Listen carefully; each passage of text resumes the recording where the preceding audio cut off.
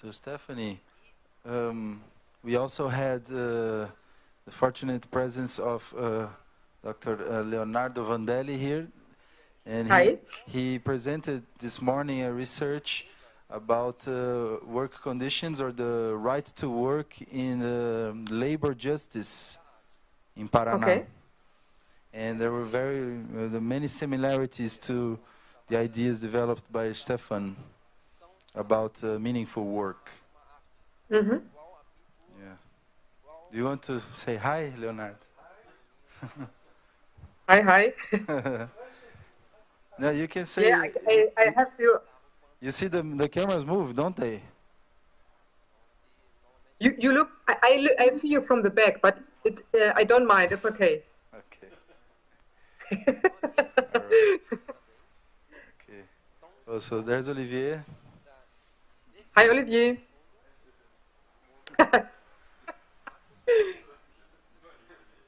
Very funny.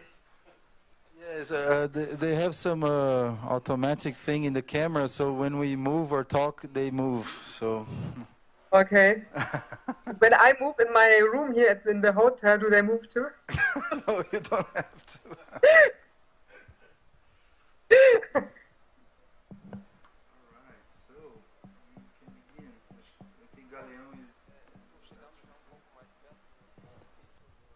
So Stephanie, I'm very happy that you could appear to us online, all the way from Poland, for us to continue in the last panel of our workshop.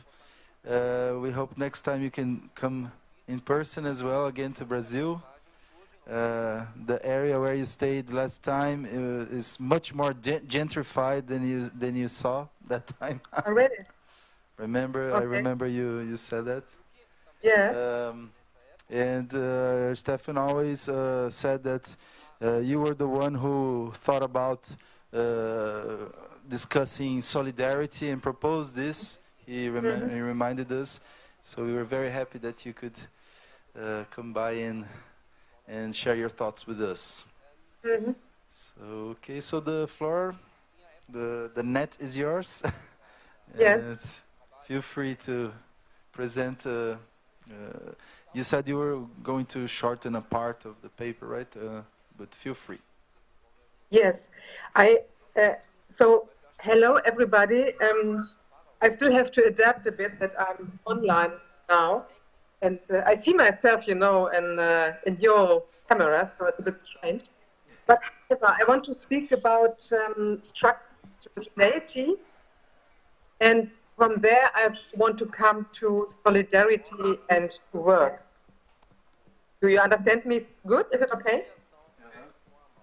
Yeah? Okay. So I want to talk, I have my talk separated in 4 steps. The first is some words about structural heterogeneity. The second is structural heterogeneity and work.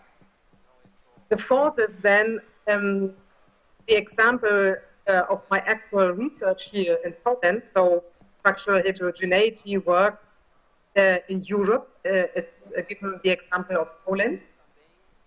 And the fourth is then the question of solidarity. So first step is structural heterogeneity. And I think that Vitor and colleagues from Brazil, I'm sure that you know this term because it comes from development theory. Structural heterogeneity is a kind of answer, a kind of critique against another conception called dualization. Dualization of economy and society. And all those who are a little bit familiar with development theory know that dualization was taken for 2 separated economic sectors, one competitive, linked to a globalized modern world, and another non-competitive with very low income, very low productivity, and so on, which is more or less for the home market. And the idea of dualization was that the industrialization of the so-called global south was not enough yet. It has to be pushed forward. So dualization was an expression for not being yet really developed. Yeah? I say it in Gmail, of course, because I have a critical view on that. So dualization is a conception from development theory, arguing that the global south needs more implication in global industrialization because it is still a dual economy, still not really industrialized. And now structural heterogeneity is a critique of that concept.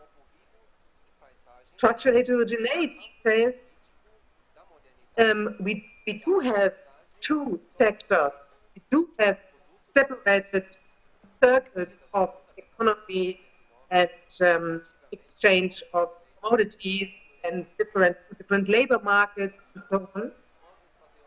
But this is not a result of a kind of not being enough industrialized yet, but it is a specific result of industrialization itself. It is a result of industrialization by transnational corporations, which use very low-cost labor in the so-called global south, which do not care for clustering, for development of the region, but do, I say one word, somehow overexploit the local resources, the global south, without spreading it into the society. So structural heterogeneity is a critique on development by transnational corporations in the global, so-called global south. And it is a critique, thus, on the conception of dualization, too, because it says we have to discuss a different perspective of development instead of continuing the implication in the global economy as such.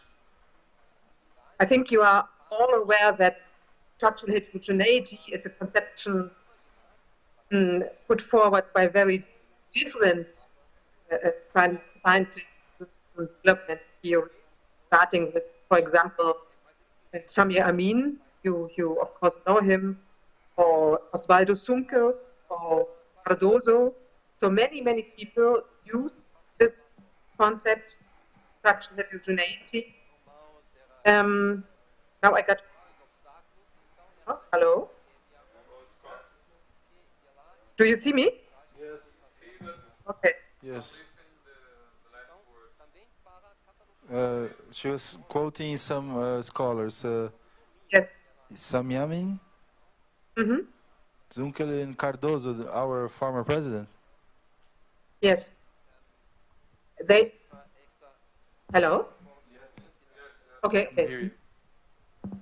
So it is just to say that there are many very different scientists from critical development theory who uses this concept of structural heterogeneity, arguing that transnational corporations do exploit very specific local resources, but there's no enlargement of development, no social enlargement of development, no regional enlargement of development, but as well as the other perspective says, there's a separation of sectors, a separation of labor markets. There are islands of relatively good paid labor forces in some towns, but on the other hand, there are masses, let's say, of marginalized people with very, very low income or informalized labor conditions and so on. So this was the first point to say something about structural heterogeneity.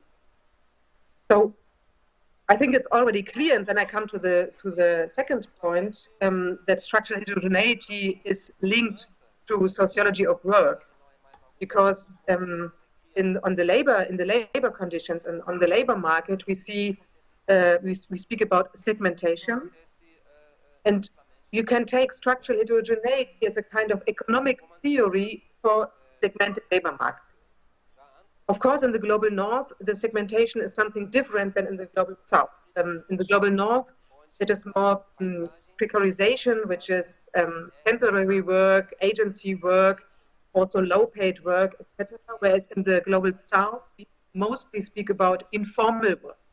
So people who really work under very, very bad working conditions and so on, but the structure is nearly the same, which is that there are some relatively good protected sector of labor, and many others in hierarchies, different categories of other labor workforce categories, and a kind of splitting of the labor market, but also, of course, of the conditions of work. So here we have, this is the second point, here we have a link between the economic theory of structural heterogeneity and the labor sociology of industry labor, who argues with segmentation, but also sometimes they even use the word dualization, labor market.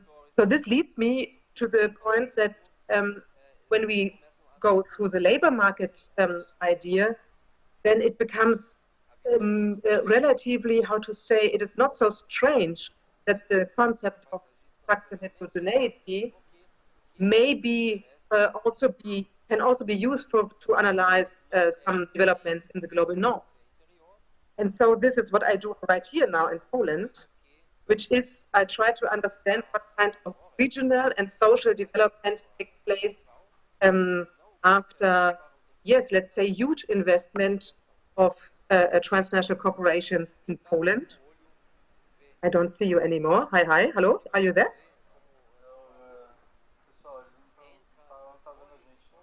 Ah, yeah, now I see you again. Okay. You have to move, is that right? You have to move? Okay. Yeah.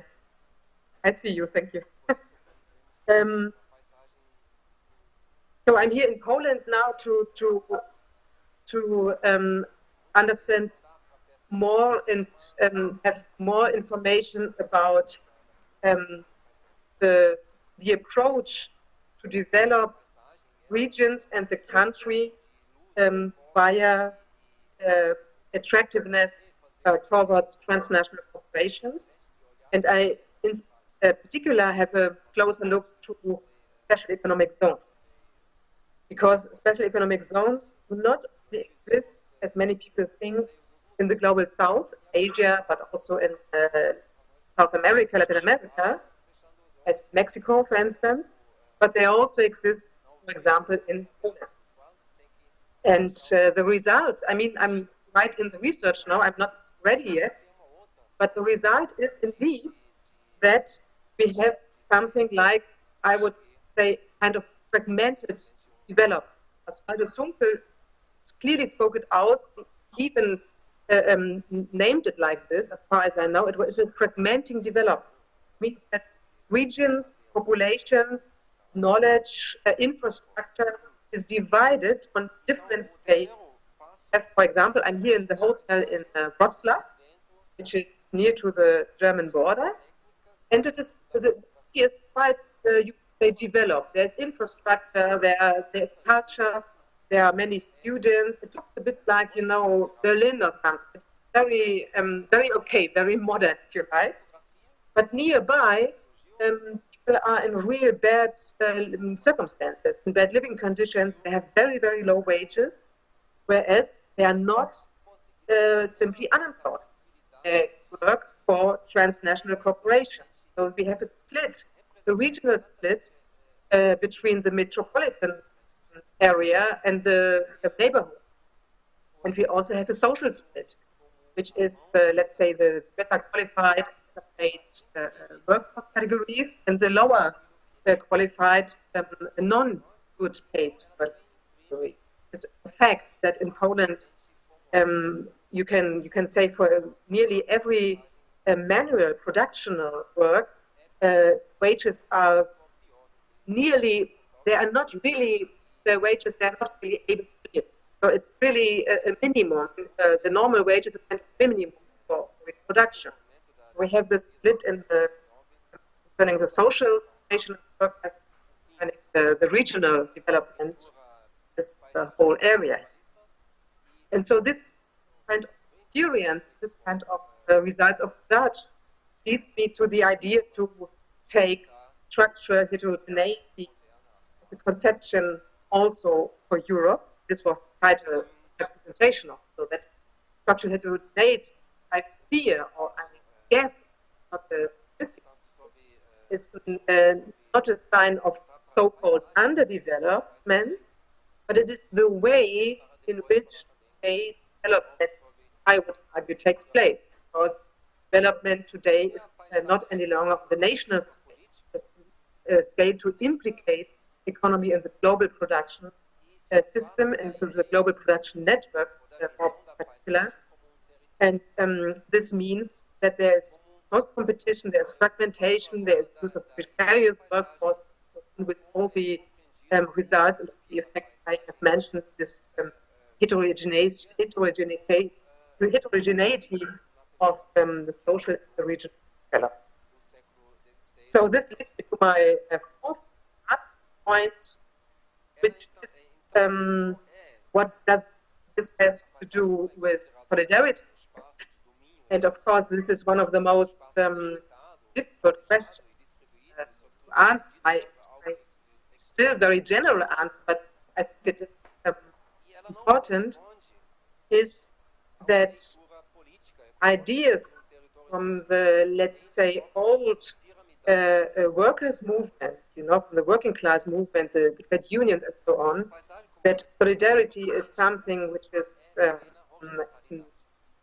built up right out from the workplace, is as an idea is somehow not over, but it is not enough. So, because in the workplace you have exchanges, you have social connections. But as we know also from studies about precarious work, for example, agency work, where people work for 3 months in one place and they change to work for other 3 months in another place, the idea of building solidarity networks from the very workplace is not enough. So we need to enlarge that idea of linking working people. We have to go beyond the workplace to understand or to contextualize solidarity. And this is first of course go beyond factories. And this question now, of course, appears: how is this possible? What kind of conception is possible to connect people beyond the workplace?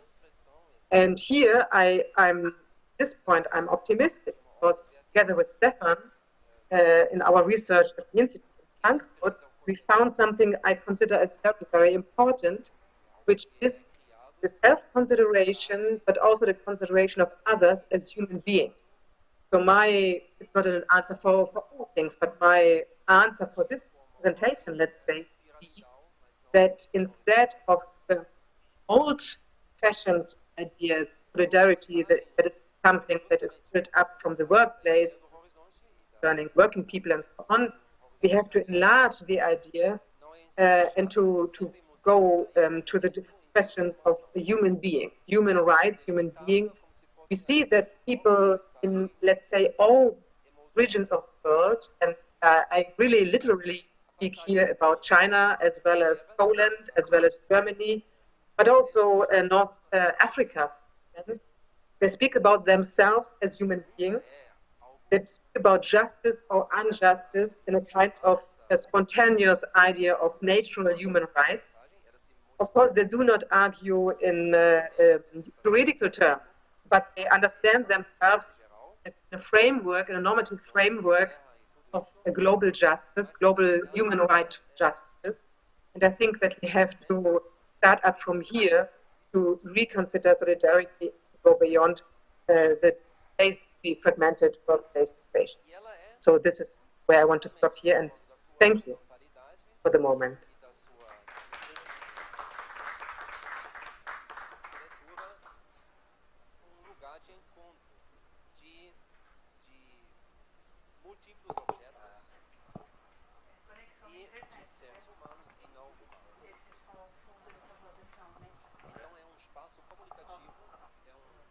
Yeah. Okay, you listen.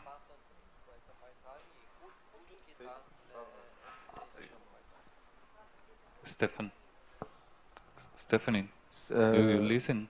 You listen me? Luis? Yeah, oh yeah, I don't see. Okay. I'm here. Yes, now. I'd like to question you about the problem of this heterogeneous form of labor in the same society. Here in Brazil, we observe, here in São Paulo especially, we have many different models of labor, and even we have tailorist production and flexible capitalism production, and even our like other precarious condition is beyond taylorism. Right? And I want to know if you observe this too in Europe. And another problem that we have nowadays here in Brazil is the competition about China and the labor market in China, and the pressure to stop the production here and production more goods in China to better prices and so on. Yes. And that is, I don't know exactly how thinking about this, because China is not exactly the global north, and not the, and I don't know exactly. I know the entrepreneurship that stay there are the global north, Apple and so on, products in China, but I don't know exactly how management this kind of situation, because it force today in Brazil the perspective that we need to forgive or forgotten the rights to be more competitive, to stop the rights for the workers to be more competitive to with China.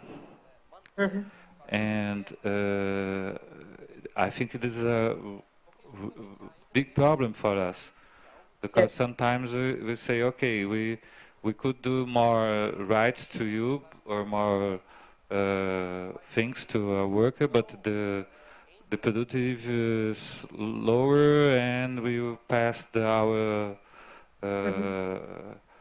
production to China or other places. And I think that's an important pressure to the unions and so on. I don't know if you observe this. Yes, absolutely. So I answer immediately, yeah? Okay. Yes, thank you for these two questions. The first is, yes, we also in the global north, we face the more and more really very, very different conditions of work, very different. We have sometimes for engineers, for some, white collar people, we have relatively good working conditions. This is true, yeah? We have in the global north, let's say, classical working conditions, which is going to work, shifts maybe, whatever. We call it the normal, the normal employment, which is you have the right for pensions, you have the right for holidays, whatever. But we also have the more and more really very different segments, for instance, in the meat industry, in meat, the production of meat, yeah? There are many people from Eastern Europe, for instance, in Germany, who work under very, very bad working, but also in the agriculture. So, and also in sectors like little services, but also logistics. So we have really a shift. It's a kind of widespread picture, which is not going together anymore, but it enlarges the more and more. What I think is still the big difference to the global south, if we can say so, it's also a question to you, to the global south, is that in the global north, we did know what we have called the welfare state. And we did it, it was more or less common for, let's say, the whole population, more or less. And I think this is a big difference to the global south, where the idea of the welfare state was also common, as far as I know, but it never covered really a big part of the population. It has always been for only some shifts or some groups of workers. And I think this is still a big difference, that in all calculations, people in the global north still count their money or their wages, for instance, with the idea to get pensions when they are older. I think in the global south, there's a difference. The idea of pensions is still, the idea of family, that family is responsible for my reproduction when I'm old, is more development. So the answer is that first question is that, yes, in the global north, the spectrum is very, very large. But the heritage of the welfare state changes a bit, makes the difference between global north and global south. The second question to China is a very big one. Yes, we have huge competition, especially in specific branches such as electronic industry, but also textile industry, but even something like furniture,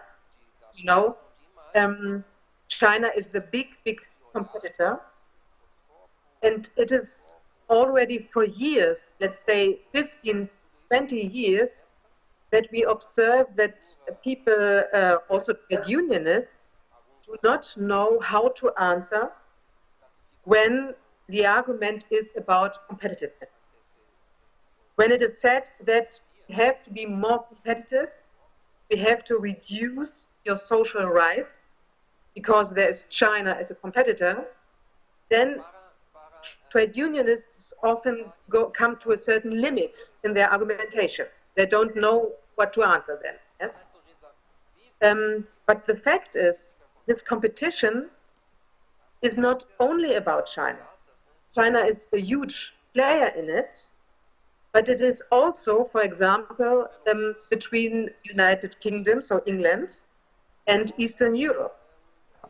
Many firms I study here in Poland came directly from the UK or from Spain, but also from Germany. So there is a kind of, multi-scalar competition, worldwide competition, with China as a huge pole, if you like, but it is even a competition here in Poland among regions, but also in Germany. In Germany, we have competition between West and East Germany. For example, the car producer GM, Opel GM, the car automotive producer in Europe, he made a competition between East and West Germany. So there is competition not only between Europe and China, but on every scale in Europe.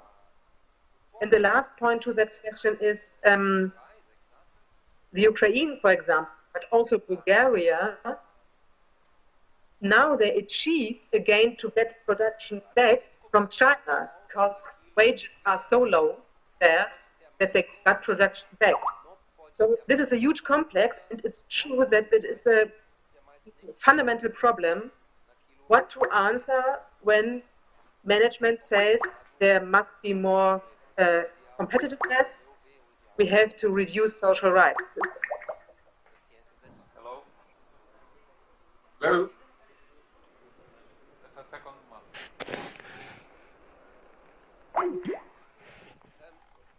Então, essa época do Renascimento acontece então três.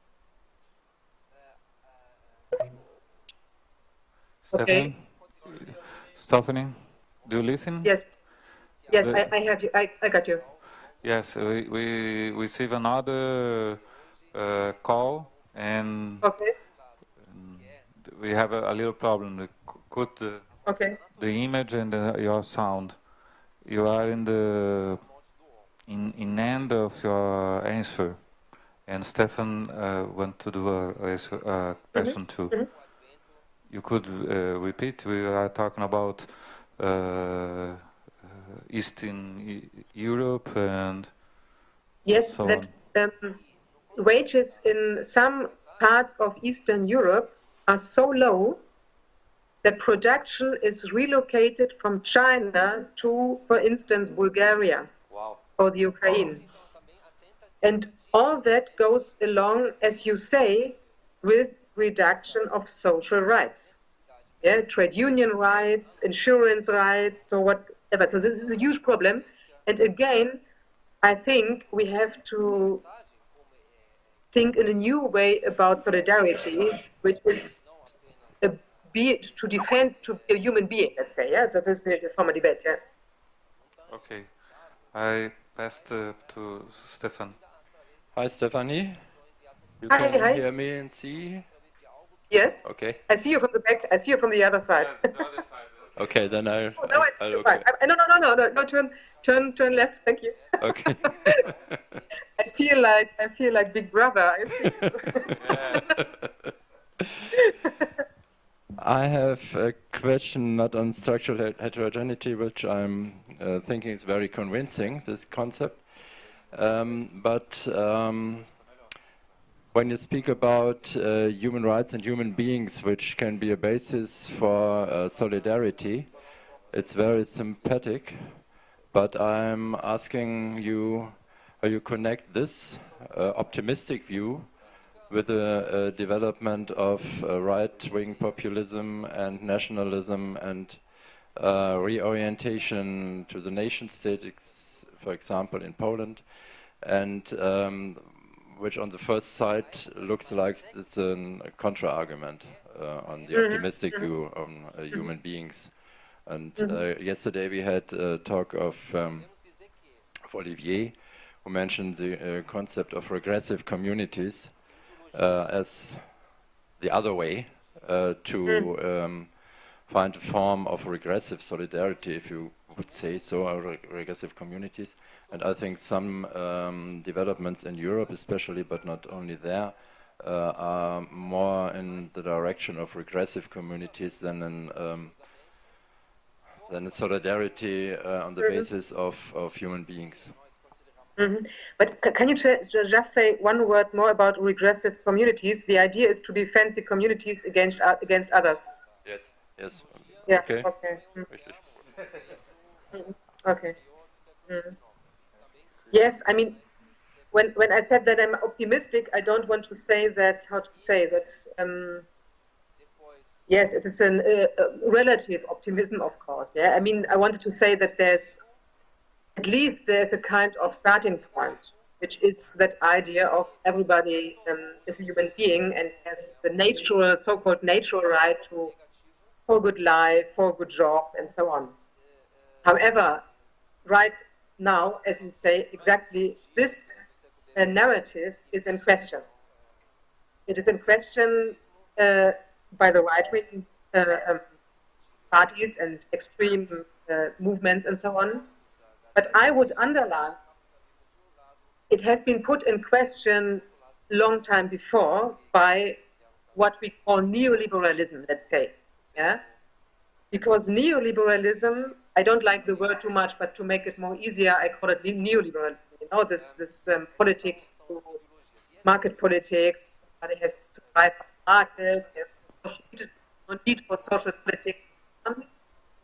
And in the very end, this neoliberalism goes along with social Darwinism, which is that it's only the fittest who survives.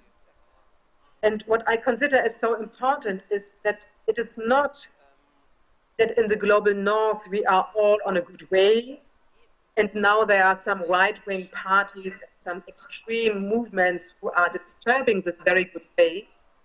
But these right-wing, the strength of these right-wing parties here, I would say it's a kind of result of this very heavy social Darwinism also, and the neoliberalism in general. which is, in fact, I mean, to be very short, in fact, I would say to leave aside the question of social question, the so-called social question, and the question of working class. For instance, in Poland here, I don't know if you are informed about it, but there is a kind of right-wing government here in Poland, which argues in a very nationalistic way and which argues against refugees from Africa. But it is important that it has its roots in the population, because at the same time it is the first government which makes social politics. Do you hear me? Because I have a... Do you hear me? Okay.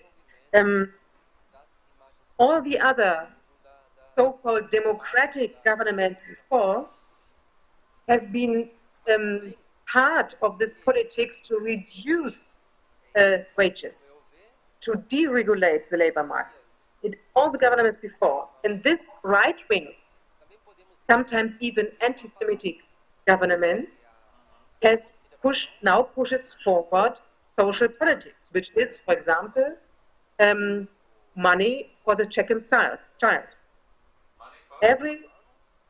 For the second child.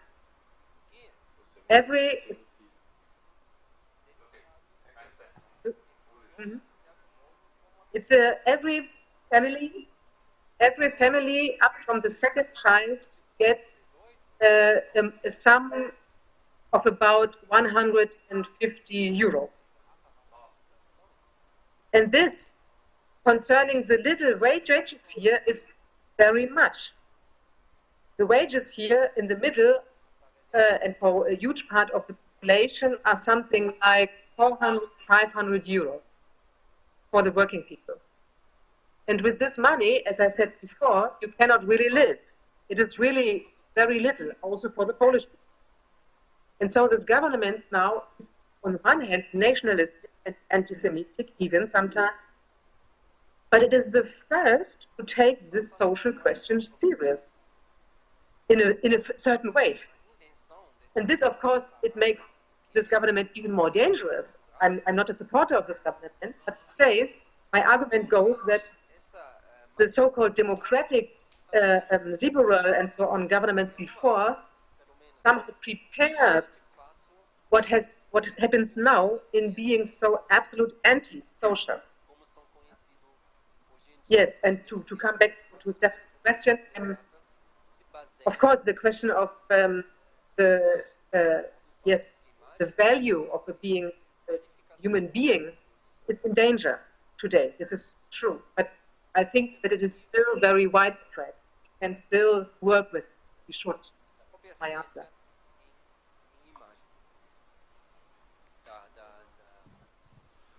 Hi, Stephanie. I have a question. I think maybe is related to your ideas, and I think maybe the idea of structural heterogeneity might be a way to specify, criticize this notion that we have in the field of human rights, that now is the idea of business and human rights. Business and human rights? Yeah, it's considered a new field in human rights studies, where the international organizations, NGOs, they strive to put human rights in the center of business processes. So, for example, if you have if there's a transnational company that wants to build a dam in Brazil near an indigenous community, they have to not only make reparations and give money and think about impacts, but also maybe an idea to involve in order for the community to accept and not to go against and not to anyways not support this company. They would have to incorporate some of maybe some even the traditional ways of life of this community, Of course, it's seen as one of the last struggles for limiting power of an exploitation of big businesses over the world. But I don't know what you think about this. I haven't seen much implementation of these. Only there's some resolutions, some ideas. Yes. But what do you think about this? And if there's a connection maybe with new ideas of solidarity, as you say? Yes. I'm relatively skeptical. I'm not so well informed about the situation in Brazil, I have to say. But what I know from Europe and also from former studies concerning China and Asia and also Mexico, the main question is there any control of this politics? Or is it a kind of publicity for this enterprise? We have a huge, let's even say, we can say a huge branch of NGOs and dealing together with transnational corporations about how to respect more the human rights, how to respect the labor codes, how is it called, the human rights directives, no work of children and so on.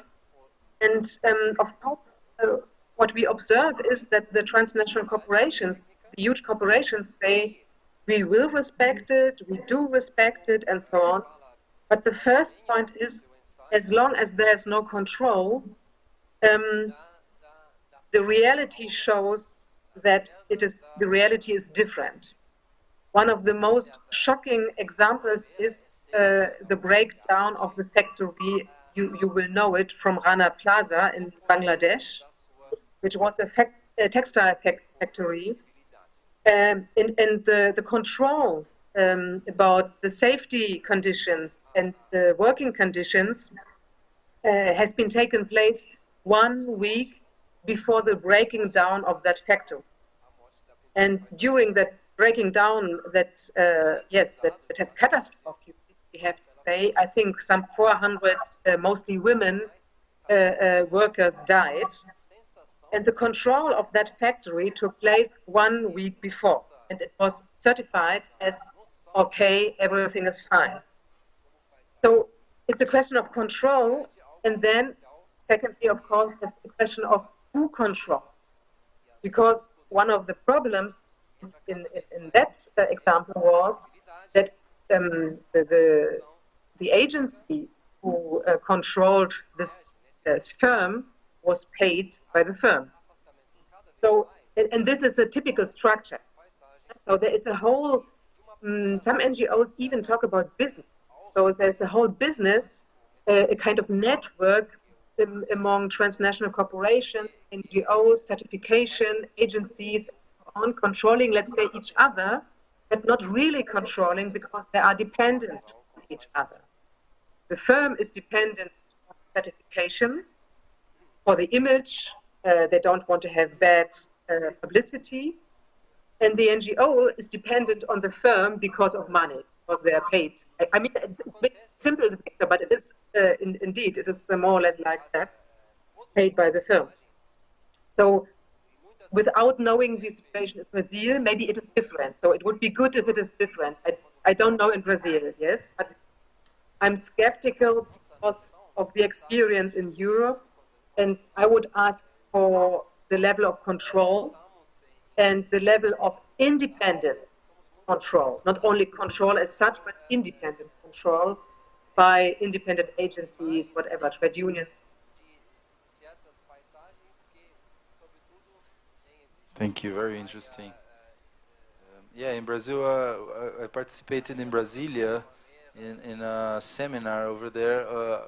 It had two main topics. One was about crime, violence in adolescents and in youth, and the other was business and human rights. And at that time, the human rights minister, Pepe Vargas, he won kind of resolution and something like that on business and human rights. But aside from this political aspect, there were some presentations where actually a lawyer from Amazonas, for example, said that the only way that you can really promote this connection between business and human rights is that the specific human rights of the populations that are affected have to influence the change within the business itself. Yes. I don't know if this is possible. Maybe this would lead to less surplus value for the company, but at the same time, they will have a more stable business. Yep.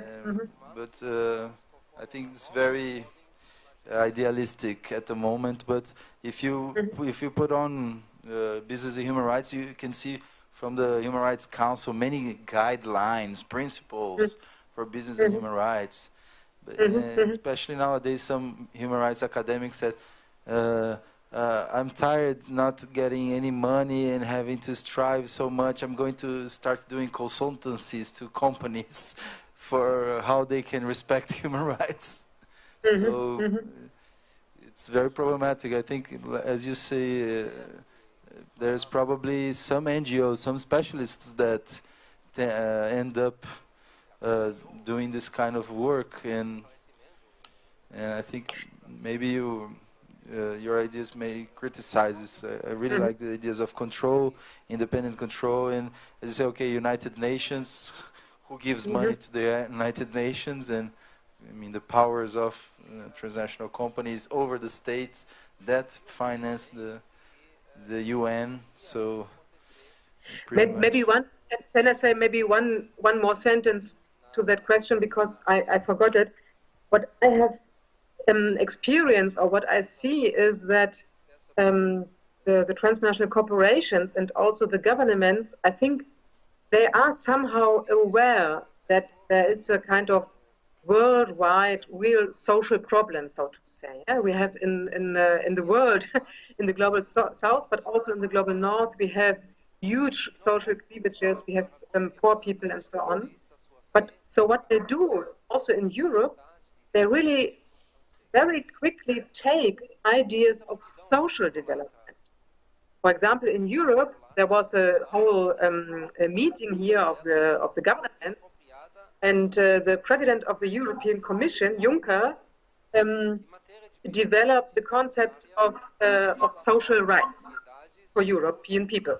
Social rights, which is a good concept. I mean, a good term, a good word, you know, social rights.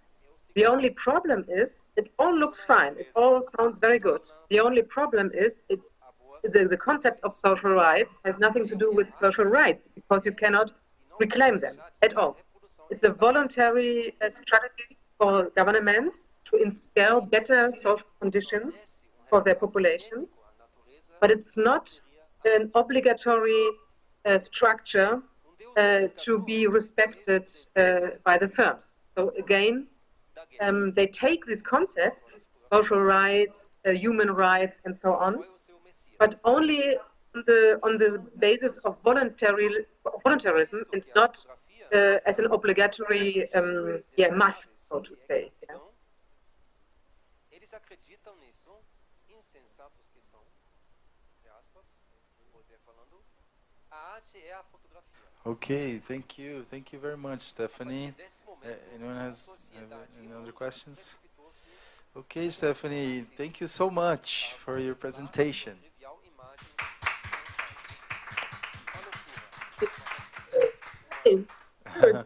Can you continue to watch us a little bit, because I think you have an interesting presentation now from a colleague who will talk about fragmentation and solidarity in the Caribbean community and common market. His name is Clifford Griffin from North Carolina State University, and we'll then have to end your connection. Call him, but you can watch us on that website I sent you. Did I send you that link? Yeah, but it did not work. What do I have to do? I have to close now my... Yeah, you have to close it, and then you have to go into a website when you can watch us live.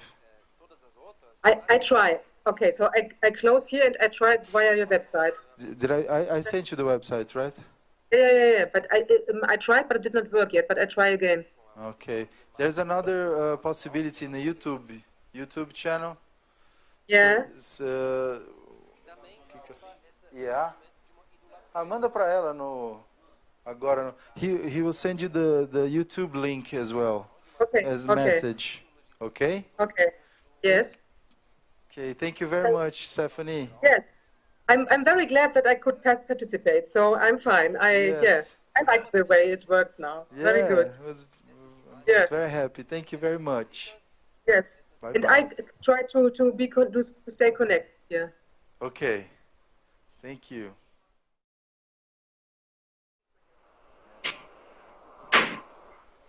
Hello, Clifford. Vitor, oi. Oi, how are you?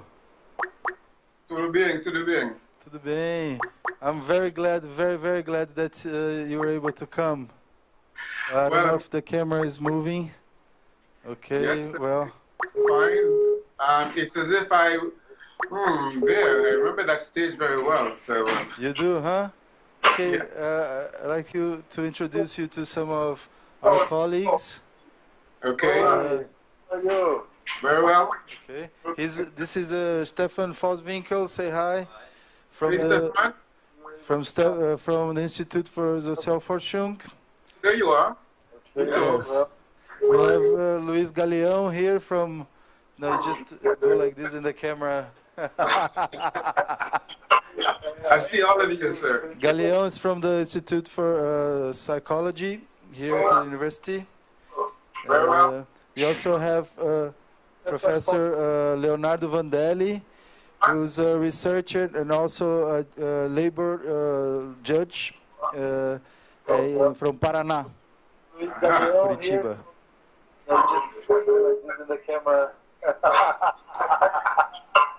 I see Can all you of you. hear us? It's from the Institute for Psychology here at the university. Okay, it's very. There's a delay here. Professor Yeah. Leonardo Vandelli, Just who's a researcher and also a labor. So I think I think I need to shut up. From Paraná. just a second. Hey, Vitor, should I? I think I should close. I should close the feed, right? I don't know. What? Okay. Okay, now I think you have to turn off your live streaming. Yes. I just realized that I've done Okay. that. Okay. Okay, my friend. So we're very happy to have you digitally over. There's also another colleague of ours here, Olivier Voahol from the Institute for Social Research, and yeah, he'll appear sometime. So we are very happy to be able to listen to you. We've just, I don't know if you had the chance to listen to Stephanie Hurtigen's talk. Yes, I did. Oh, great, great. So she managed as well to watch now you from YouTube. So I hope we can have this good exchange. So feel free, the floor is yours. Well, I'm always, as you know, happy to participate in these activities. In fact, I'm continuously impressed by the level of technological sophistication that comes out of Brazil, and particularly USP, right? You guys are always finding a solution, and having this on live stream is also wonderful. How much time do I have, Vito? Okay. Okay. Right. So I'm not going to draw this out because I want to maybe have more of a conversation. So I want to set up my thoughts on this broad issue. I know you guys have had almost a day and a half already contesting some philosophical and theoretical perspectives, and I don't want to re-engage in that. But at the same time, I want to situate my presentation within the broad ambit of these ideas. And so I want to start out, as I hope one of my colleagues have already indicated, that I see these two concepts as being paradoxical, right? On the one hand, fragmentation suggests a coming apart, if you will, whereas solidarity seems geared towards bringing entities and people together. And my take on this, vis-a-vis the Caribbean community, reflects this paradox. And so I'm sure that's obvious, and it's not unique to the Caribbean. It is true, I think, of Southeast Asia and any other sort of island states. So, but the rubric that you gave us was broad enough so that we can attack this issue from many different perspectives. And a number of the perspectives that have been provided as a framework, I see manifesting themselves in the region. And so part of my problem was sort of narrowing it down while at the same time making it comprehensible. So, so let me start by stating the obvious. The obvious is that these countries that comprise the Caribbean community are fragmented by design. They're all island states, so they're separate, they're fragmented. Several pieces of literature that have come out during the 20th century have actually spoken to this fragmentation. There is a seminal piece of work, a historian wrote a book called The Genesis of a Fragmented Nationalism. And that's the mouthful, right? So here is a group of countries having had a common history of slavery across different islands.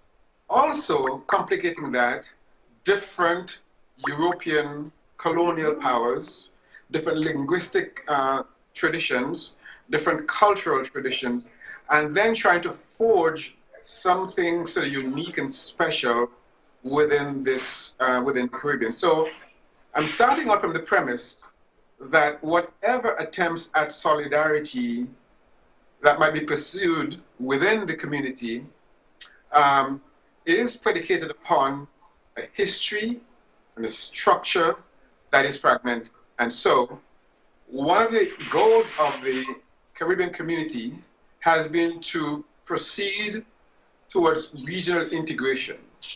And so that suggests then there has been an attempt, and there's an ongoing attempt, at bringing together these disparate entities based on certain commonalities to try to create some sense of solidarity. I'm using solidarity euphemistically as integration.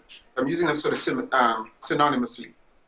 And so you have, first of all, fragmentation based on geography, fragmentation based on different languages, so Spanish, French, Dutch, English. And so within this context then, how is solidarity being pursued? Having said that, let me put it in a larger context. Tony Mengo, a sociologist, Caribbean sociologist, spoke of the region as being the epicenter or the central nervous system of the global capitalist system, right? With slavery, you know, transatlantic slave trade between Africa, the Caribbean, or the Americas, and then Europe. Paradoxical. How can they, forge a sense of identity while at the same time take their place among the pantheon of states within this larger emerging global capitalist system? And what are the forces then that either militate against integration and solidarity or perpetuate the fragmentation and disarticulation in these countries? And that, to me, is kind of the heuristic here. So I want to posit then that fragmentation and solidarity, to my mind, in this context, represents a paradox. And this paradox continues to haunt the countries of the English-speaking Caribbean. We call them the Caribbean Community and Common Market, or CARICOM. And so they continue to face a number of constraints as they attempt to integrate or to gain solidarity amongst themselves. And so this paper, as I am envisioning it, describes a major puzzle within the integration movement, and it poses a puzzle for theories of regional integration or regional solidarity and fragmentation. So what's the puzzle? I'm suggesting that during the decolonization period, beginning around 1944, the Caribbean governments, as I said, fragmented by design, fragmented geographically and fragmented politically, they consciously sought to address this fragmentation by pursuing regional integration or regional solidarity through the creation of regional integration organizations or arrangements. At the same time, however, the evidence does suggest that the leaders recognize that these countries lack the necessary preconditions for successful economic integration. Why? Because the countries were all and always export-orientated. The colonial agenda was designed in such a way that each of the territories exported directly to the metropolitan country. So there was very little, if any at all, intra-regional, intra-territorial trade. And what the evidence shows today is precisely because of that design, the major trading partners remain outside of the region, right? And there's very little opportunity for increased intra-regional trade. So that's one of the one part of the puzzle. A second interesting part of the puzzle is that this group of countries adopted an institutional design, a regional institutional design that was predicated on the European model, the European Free Trade Agreement. And their initial design was called the Caribbean Free Trade Area, or CARIFTA. And if one looks at the institutional structure, one sees an identical set of organizational elements that represents the European model. And so the question then is, why would and why did these countries adopt this model given their history? And one would say that perhaps from a Western sociological perspective, the decision to adopt this similar institutional design perhaps is related or was related to the values that were perceived that would be consistent with an international community and an international capitalist system in which they were going to participate. In other words, having a model that was similar to the European model would be symbolic, would be an interesting signal that within the region, international capital could feel comfortable, could feel secure, because the values, the structures, and processes would be similar to those that were operating within the European environment, and that they could feel secure and safe that the investment would be safe. So here's what the evidence shows. The evidence shows that the political elites in the post-colonial era were quite aware, were very much aware that the preconditions for regional integration were absent. So part of my contention here then is that it is precisely because these economic institutions were malleable, they were fungible, they were not rigid, right? They were malleable enough so that they could be infused with local, cultural, and political ideas. And given that, then these leaders opted for the design that reflected the European model, but wanted to utilize the local political and cultural and economic imperatives as a way of forging their own sense of national identity. In other words, the evidence does not show at all anything in the rhetoric of these early leaders, right, of any overwhelming desire at all to belong to an international state community or to be like European countries. What really mattered early on was the desire for power, for legitimacy, and for sovereignty, as well as for identity. Remember, these countries were emerging from the colonial period, and they wanted to assert themselves as actors on this new international stage. The challenge for them, again, as fragmented, a part of a fragmented structure, how could they most effectively capitalize on, or what could they do in a strategic sense to enable them to be part of this new emerging architecture, while at the same time providing for the immediate goals of sense of identity and sovereignty. And so while some of the European values were stressed, there really was little evidence that they necessarily wanted to reflect the ideals of the European experience. So, so what I want to suggest then is the following. The post-independence attempt at creating solidarity was actually nothing new. Prior to independence, the British colonial legislature, is that signal to me? Yeah, I just wanted to yeah, okay. Sorry about that. Are you hearing me? I hope you're hearing me. Yes, we are. Oh, you want to see some animation here? Is that? Yeah, I told them to widen your screen.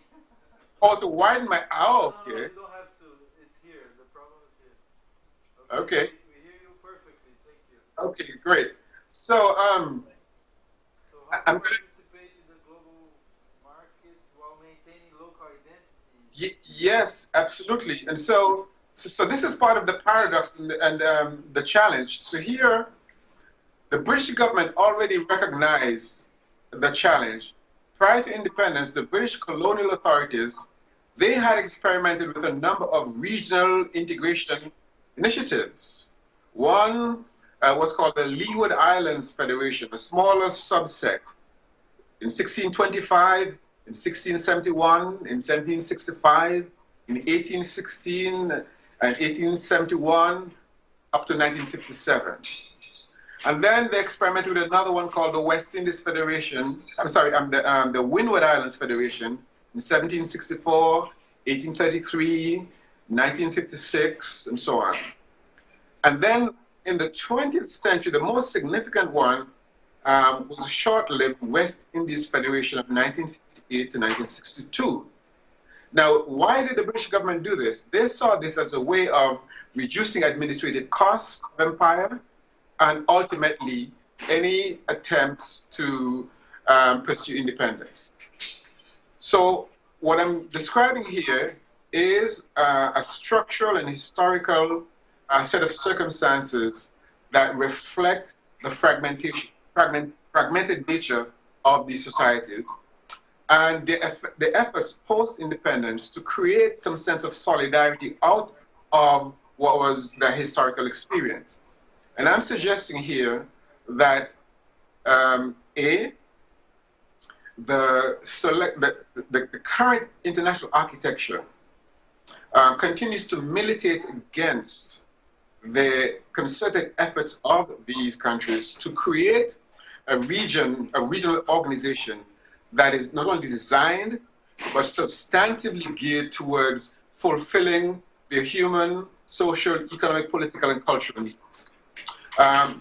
For example, on the one hand, geography is both a blessing and a curse. They're located right in the middle of what's considered to be the illegal narcotics trafficking route from South America to North America and Europe. So on the one hand, consumption of narcotics and all of those ills are not necessarily as deeply problematic to the region. They are merely way stations, they're transit stations, right, for these drugs going to North America and Europe. At the same time, they are being forced by the United States to invest significant amount of their resources that they would otherwise want to invest in education and other social programs into security measures to help fight the drug trade that is passing through their societies. So the problem here is that historically they were structurally programmed to suit international agenda through the colonial agenda. Contemporarily, now that they're responsible for their own economic and political development and security, they are still being pressured by external actors to participate in a kind of solidarity agenda, i.e.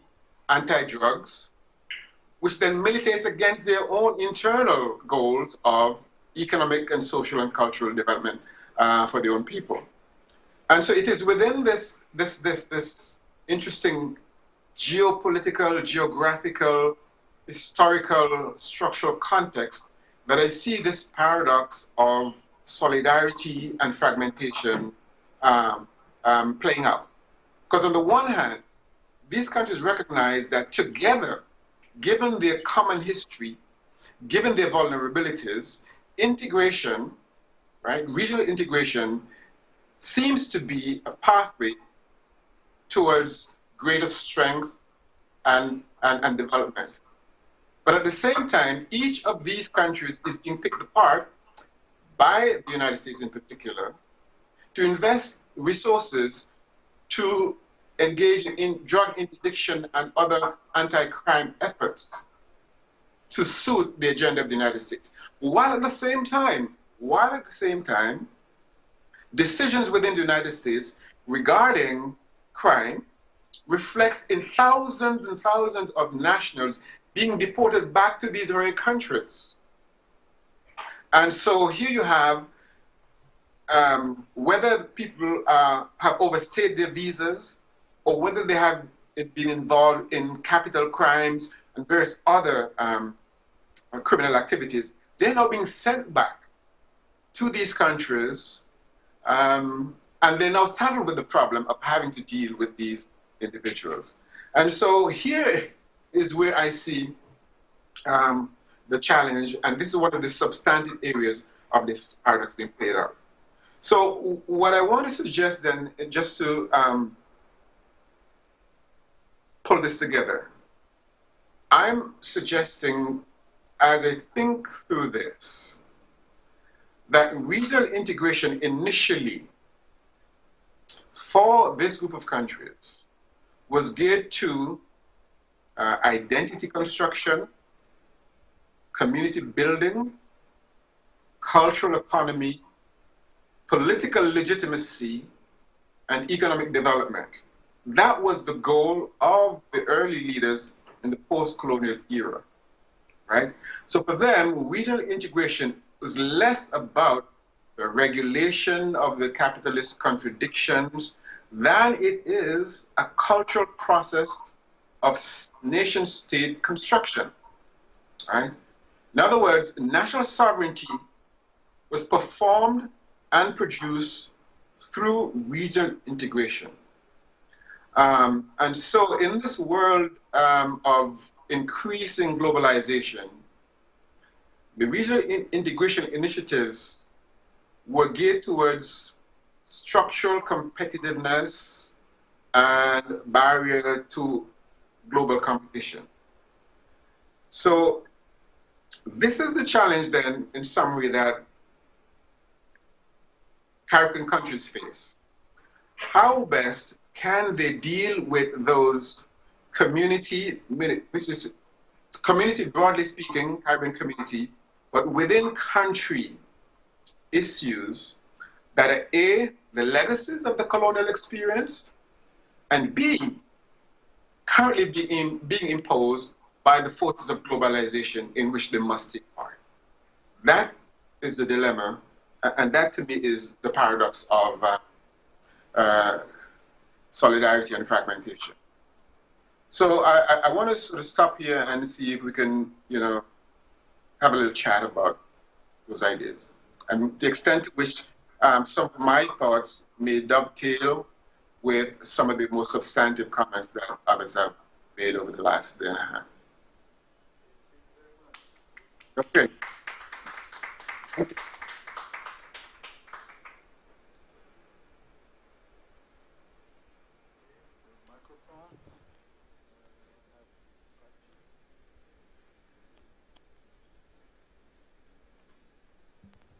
Hi, Clifton.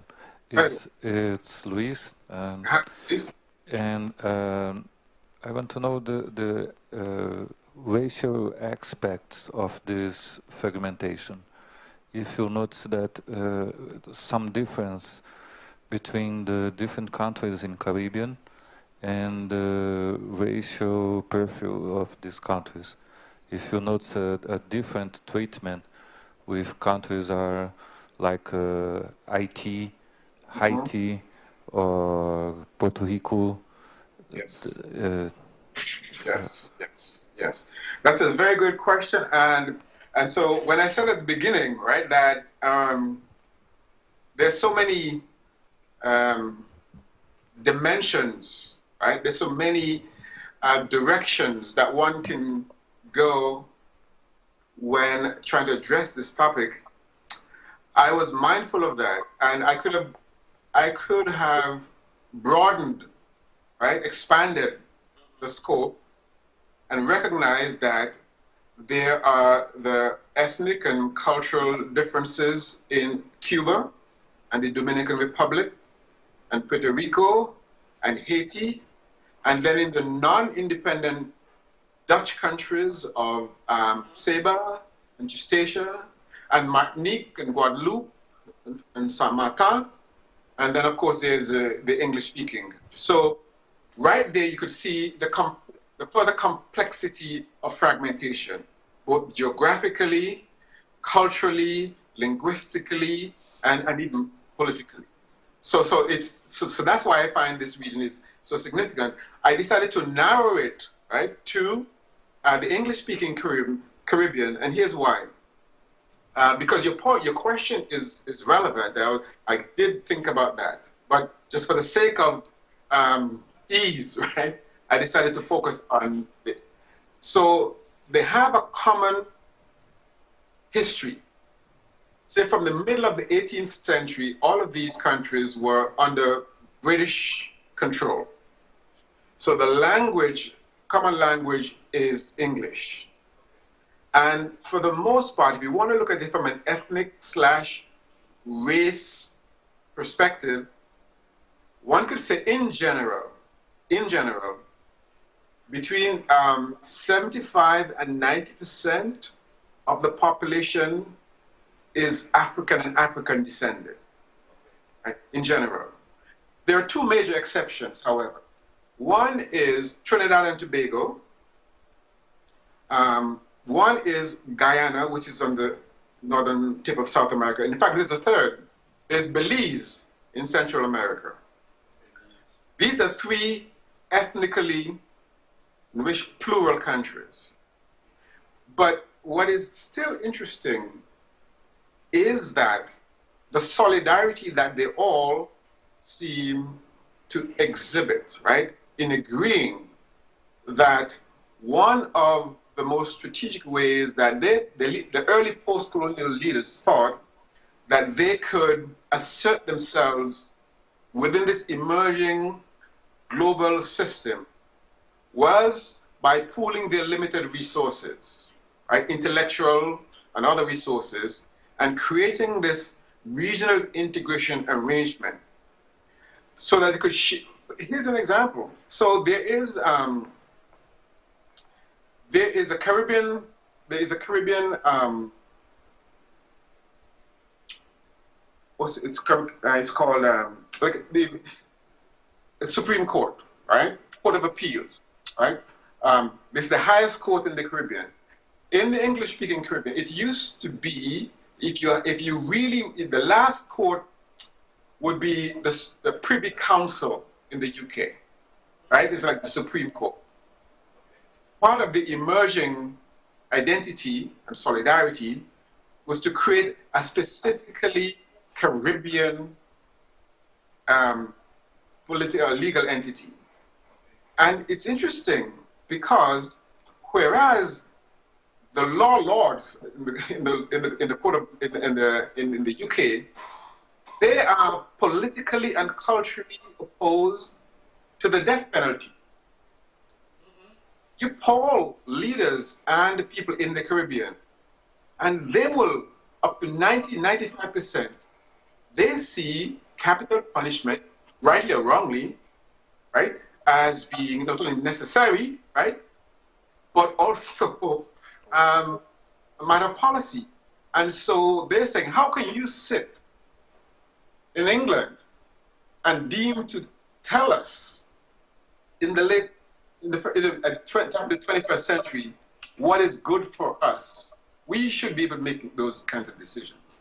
So I kind of strayed a little way from your question. What I'm suggesting here is that when one looks at this subset of countries, there are many things that are going on here as they try to create some sense of solidarity out of what is historically and structurally fragmentation, right?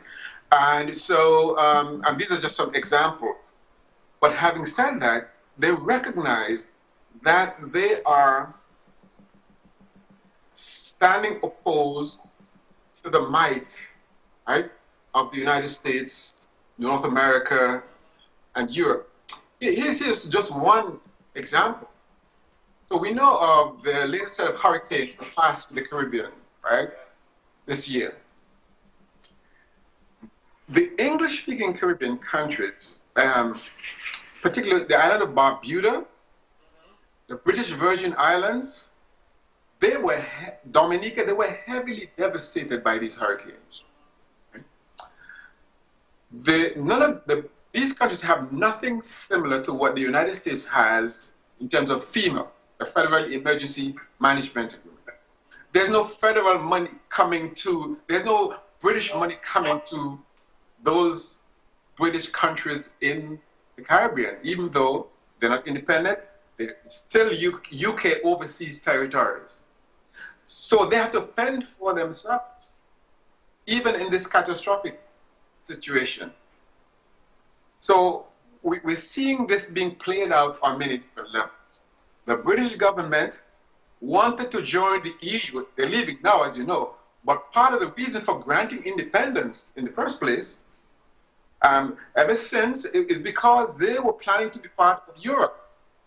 And it was going to cost them heavily to enter Europe while still having all of these colonies in the Caribbean. So for Britain, it was expedient for them to grant independence. And that's why they tried to create in 1958 this West Indies Federation, where they wanted to draw upon the history and the culture as a unit. But that didn't work.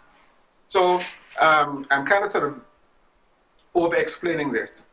But Luis, what I'm trying to say here is that, yes, this offers many opportunities for comparison, right? And so that might be something that I will do later on, right, in a larger paper.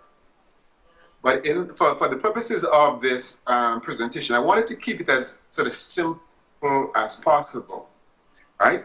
But I'm mindful of your comment because I do have some notes on that regard. I actually went and looked for these data on ethno-linguistic differences, in short, right?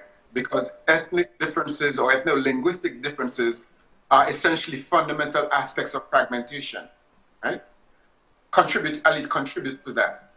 And so I wanted to hold that aside and say, at least in this case where you don't have those elements militating against, you still have some fundamental structural, i.e. geographic elements that create a problem for solidarity. Right? All right.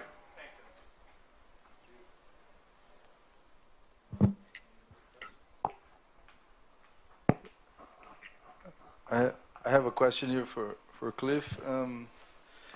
Cliff, we have been talking these past 2 days a lot about these new, more conservative movements that we see in politics all over the world. And I was wondering if you could comment, or if you know something about current political situation over there in the Caribbean, because in some way, if there are these more conservative movements, what Olivier here yesterday was talking about, regressive communities, in some way they would dispute this attempt of market solidarity that the global order, the open global market would suggest. And in this sense, also Stephanie, she brought an interesting argument that maybe these new conservative governments or candidates to government, they are, some of them are implementing more social policies. They're a bit more protectionists than the older social democrats, and in this sense they would be getting more popular support. So do you see something like that, a shift in this in this attempt of solidarity, new, more identity-related movements that want to question this idea of globalization? And do you see something like that as well in the Caribbean? What a great question. That's so here's what's been happening. During the 1970s, right, particularly during the 1970s, there was a huge backlash against this globalization, global capitalist phenomenon. And right across the English-speaking Caribbean in particular, there were so many social movements, i.e. socialist-leaning movements. Just about every leader who came to power had this sort of social conscience perspective. And they were almost to a person, all were sympathetic at the very least towards Cuba. They saw those policies, more socialist policies. So we talk about Michael Manley in Jamaica, for example, right? You had in St. Lucia, you had quite a number of these. In fact, you know, the Grenada Revolution was predicated precisely upon a rejection of the global capitalist orthodoxy. But here is here's the problem. The problem is that these countries are weak and vulnerable by nature. They lack what many in the discipline call, they lack transformative capacity. They don't have enough resources internally, right, that can be utilized in order to create within the body politic, you know, economic opportunities that could stand the pressure that could be placed against them by the international financial organizations. And so by virtue of their weakness, by virtue of their dependence, remember I said earlier, all of these countries are export-orientated, right? Independence brought political control, but the economic structures that were put in place during the colonial era remain in place. So today, Grenada, St. Lucia, St. Vincent, Jamaica still depend upon bananas, still depend upon the post-Lomé agreements whereby those bananas would be allowed to enter European markets, right? The preferential rate. Guess what happened in the 1990s? In the 1990s, during the election, the United States presidential election campaign, Bob Dole and Bill Clinton were campaigning for the presidency. And Chiquita Bananas gave $500,000 in campaign contribution to the Dole campaign and $400,000 to the Clinton campaign. What did they want? Interesting, look, guys. You might know this already. So Chiquita had already, at that time, controlled 95% of the world's banana industry. The Caribbean and the sort of Asian, African, Caribbean, and Pacific countries, APC countries, control only 5%. 5%. And that 5% was partly because the former European colonies realized that they needed to provide some kind of stability to these countries so that they could continue to survive. And so they gave this preferential agreement to the Lomé agreement. That 5% was taken away from them. And here's the kicker. There is no banana constituency in the United States. You know, the United States is all about interest. There's no banana constituency in the United States. Yet, right? Yet, Stuart Eisenstadt, who was, I think, was his Secretary of Commerce. Once the Clinton administration got elected, they took the ACP countries to the World Court, claiming unfair trade practices. So this is the kind of power that can be leveraged against these weaker states. So the short answer to your question is, wherever and whenever we've seen these leaders come to power, where they try to buck the system, enormous pressure is placed against them. They cannot get loans. I mean, the Manley government lost under the Reagan administration because they refused to give financial aid, financial loans to the Jamaican government because Manley was perceived to be a socialist, part of the non-aligned movement and moving closer to Castro. And his rival, Edward Seaga, right, was supported by the National Endowment for Democracy. Manley lost, and then all of a sudden, money started flowing. But then, what did that mean? It meant that Jamaica opened up its markets for foreign direct investment so that the Jamaican farmers couldn't sell their onions, they couldn't sell their potatoes, couldn't sell agricultural products, right? Because people from Idaho and other US states were coming in and marketing their goods much more cheaply than they could be produced in the country. Even US beef, right, which is produced, back in the 70s and 80s, if you were a farmer, Jamaican law prevented any kind of pesticides, any kinds of hormones being used in the animal industry.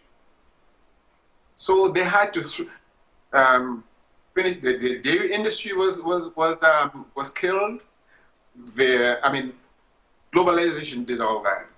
And so whenever and wherever you have a leader coming to power, trying to buck the system, if you are in a weak state where you don't have that level of transformative capacity, as Brazil was able to do, right, a decade ago under the Lula administration, then, you're really at the mercy of forces over which you have very little control. And that is the challenge for leaders in the region. Thank you very much. Very interesting, very interesting. Anyone have any other questions? I remember one thing. It's funny, I use the YouTube too, and I receive propaganda from a conservative group in the United States said that I am Latin American and why I want to vote in left, and begin to talk in English. I think it's a girl from Costa Rica that calls me in. It's a propaganda. It's a propaganda. It's advertising for 5 minutes. To said, I think it's directed to Latin Americans in the United States, because she's talking about why I will voting in left-wing parties in the United States. I think something like Democrats, because I know that Democrats is not a left-wing party, but it's a liberal. But it's very interesting because it's a propaganda directing to specific people who lives it. Probably they think I live in the United States or something else, and show me that it's necessary voting the Conservative Party in the United States, and show that the if immigration to the United States is the test. Immigration because my country is destructed by the left-wing parties, and if I live in the United States, why I will vote in something in a liberal party? Why I don't voting in a conservative party? And it's a 5 minutes advertising for a girl talking English into. To me, I think it's interesting because they are trying to make some propaganda, political propaganda, to other countries, not only for them. I don't know if you see something like this in the United States or like this.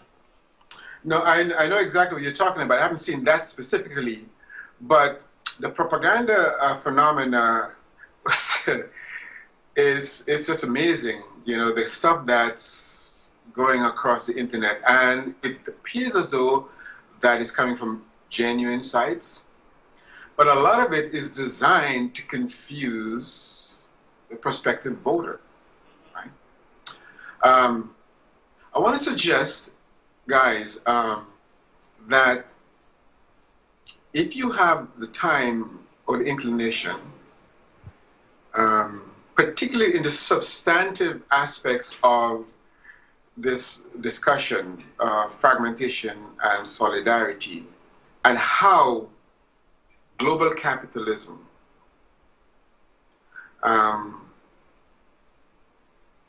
in many ways seeks to undermine solidarity.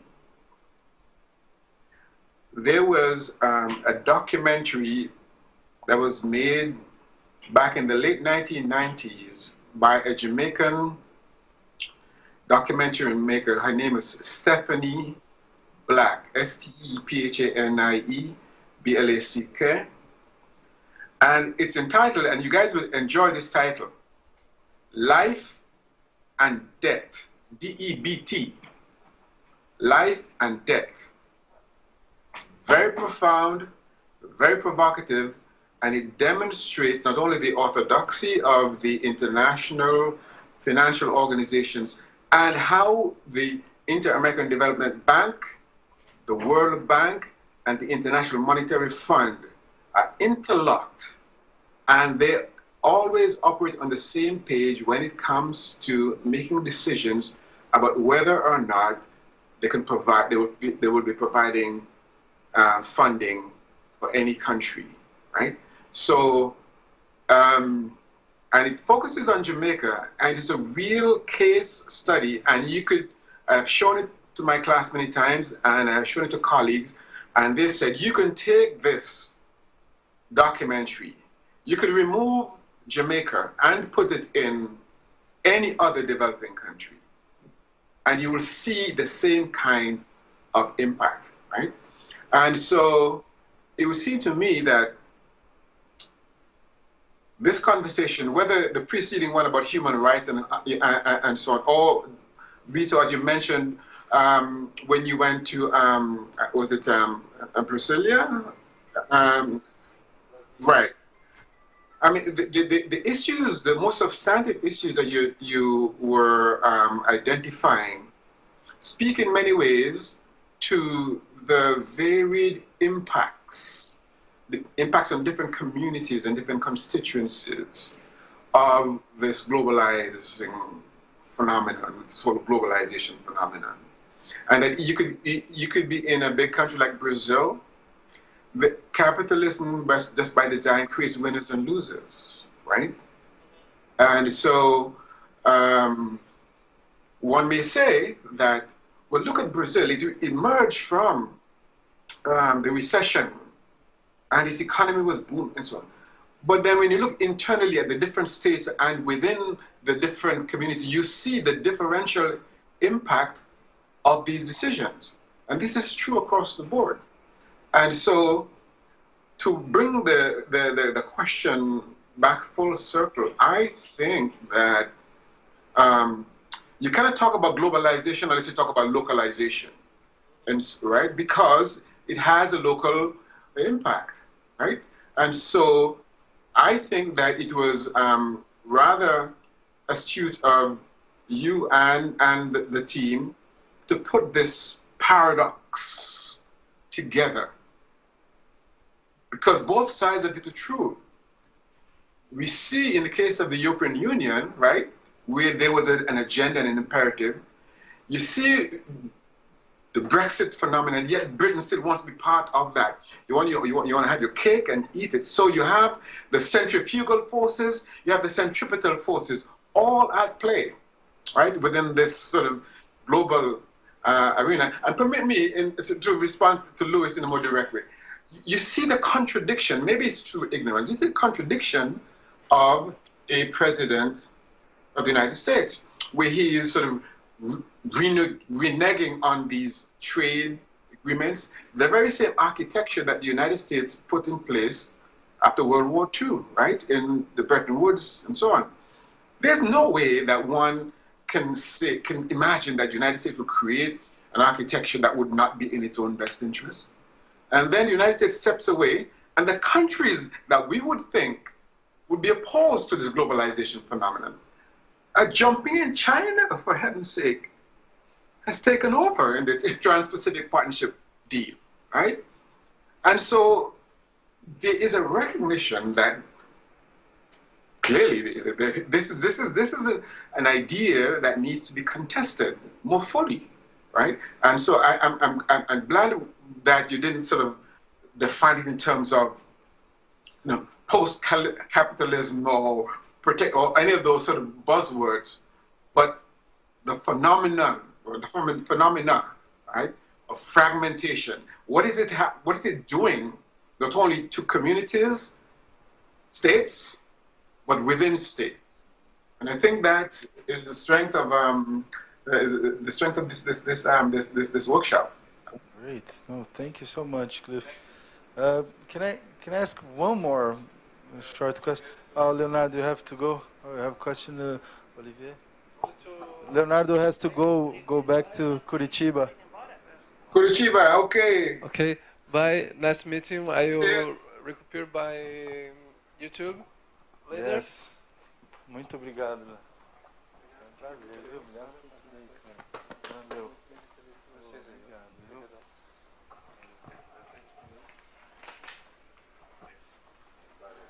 Thank you very much for the book, and very nice to meet you again, and I hope I'm sorry. Thank you very much.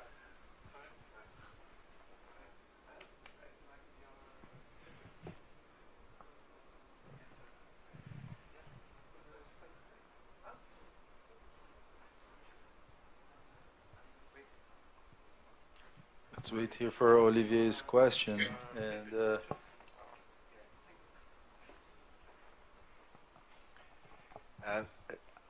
move a little bit. The camera goes I'm to here. you. Can you see? Yeah, I see you. I see you. I wanted to come back to the point you mentioned really rapidly. Okay. The question of history. Yes. You mentioned the fact that you said we have a common history, but we forgot it or something like that. And I was wondering, in this relation between fragmentation and solidarity, if it doesn't need something more profound, you know, which is bound to maybe memory.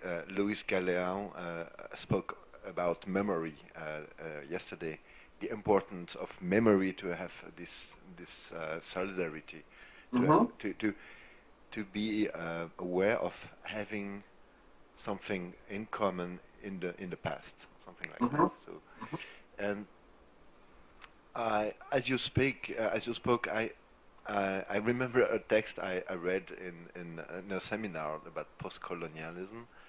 It was from a Jamaican intellectual whose name is, I think, Nettleford or something like that. Rex Nettleford. Yeah, yeah. And he spoke about something really interesting, I think, about anxiety of self-government, of fear of self-government. Right. And he was saying in this text that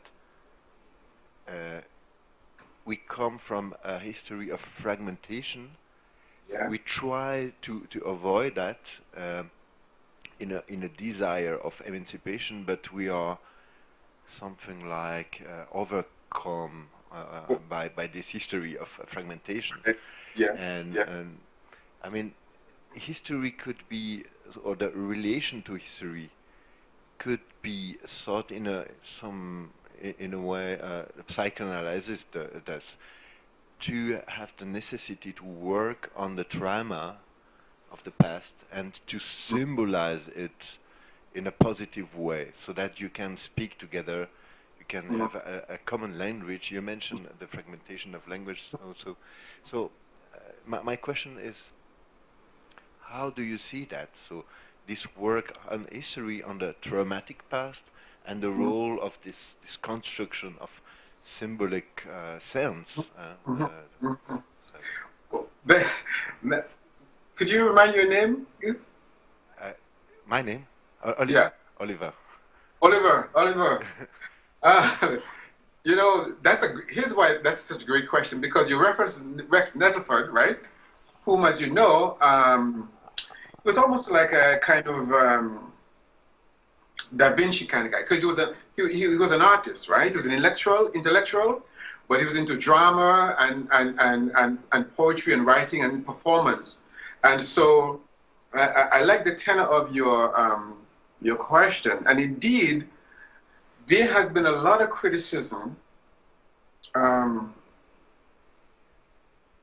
in the region about leaders being a little bit overcautious, right, in taking certain steps. Having said that, Jamaica's own experience would sort of point out the dangers, the pitfalls of being too risky, which is exactly what happened to Michael Manley, right? By taking Jamaica closer towards Cuba as opposed to remaining with the United States. But back to your central question about history and the formation of a sense of identity. That's such a great question because, and this gets back to the fragmentation. So we have all these islands that are part of this history, and part of the legacy of that history is a sport called cricket. Are you familiar with cricket? Cricket. Yes. All right. So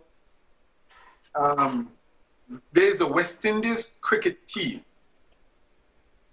and if you poll people from the British West Indies, the one thing that unites them is cricket. Cricket against England. There are many. There is this. He was the #1 player in the world. He's from Antigua. His name was Vivian Richards. And there was Curtly Ambrose from Antigua, and some of these guys from Guyana and Jamaica. And they would tell you in the 1970s, in that period of transition, right, to nationhood, that while the Brits call this a sport, these guys, when they went into that game, for them it was war. It was a sense, right, of asserting identity and power, right?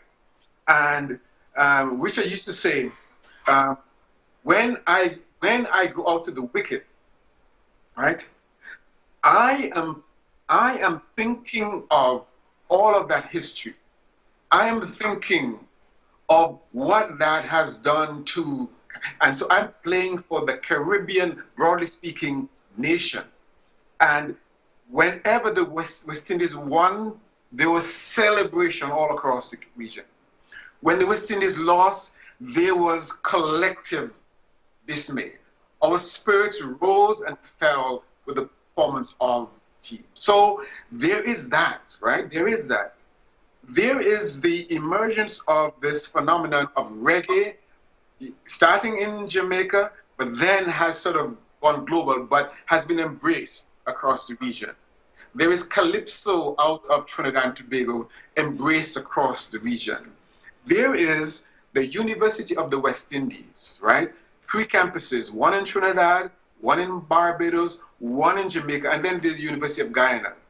The integration movement, the integration movement takes place more on the campuses of the University of the West Indies than in the political circles. What does that mean?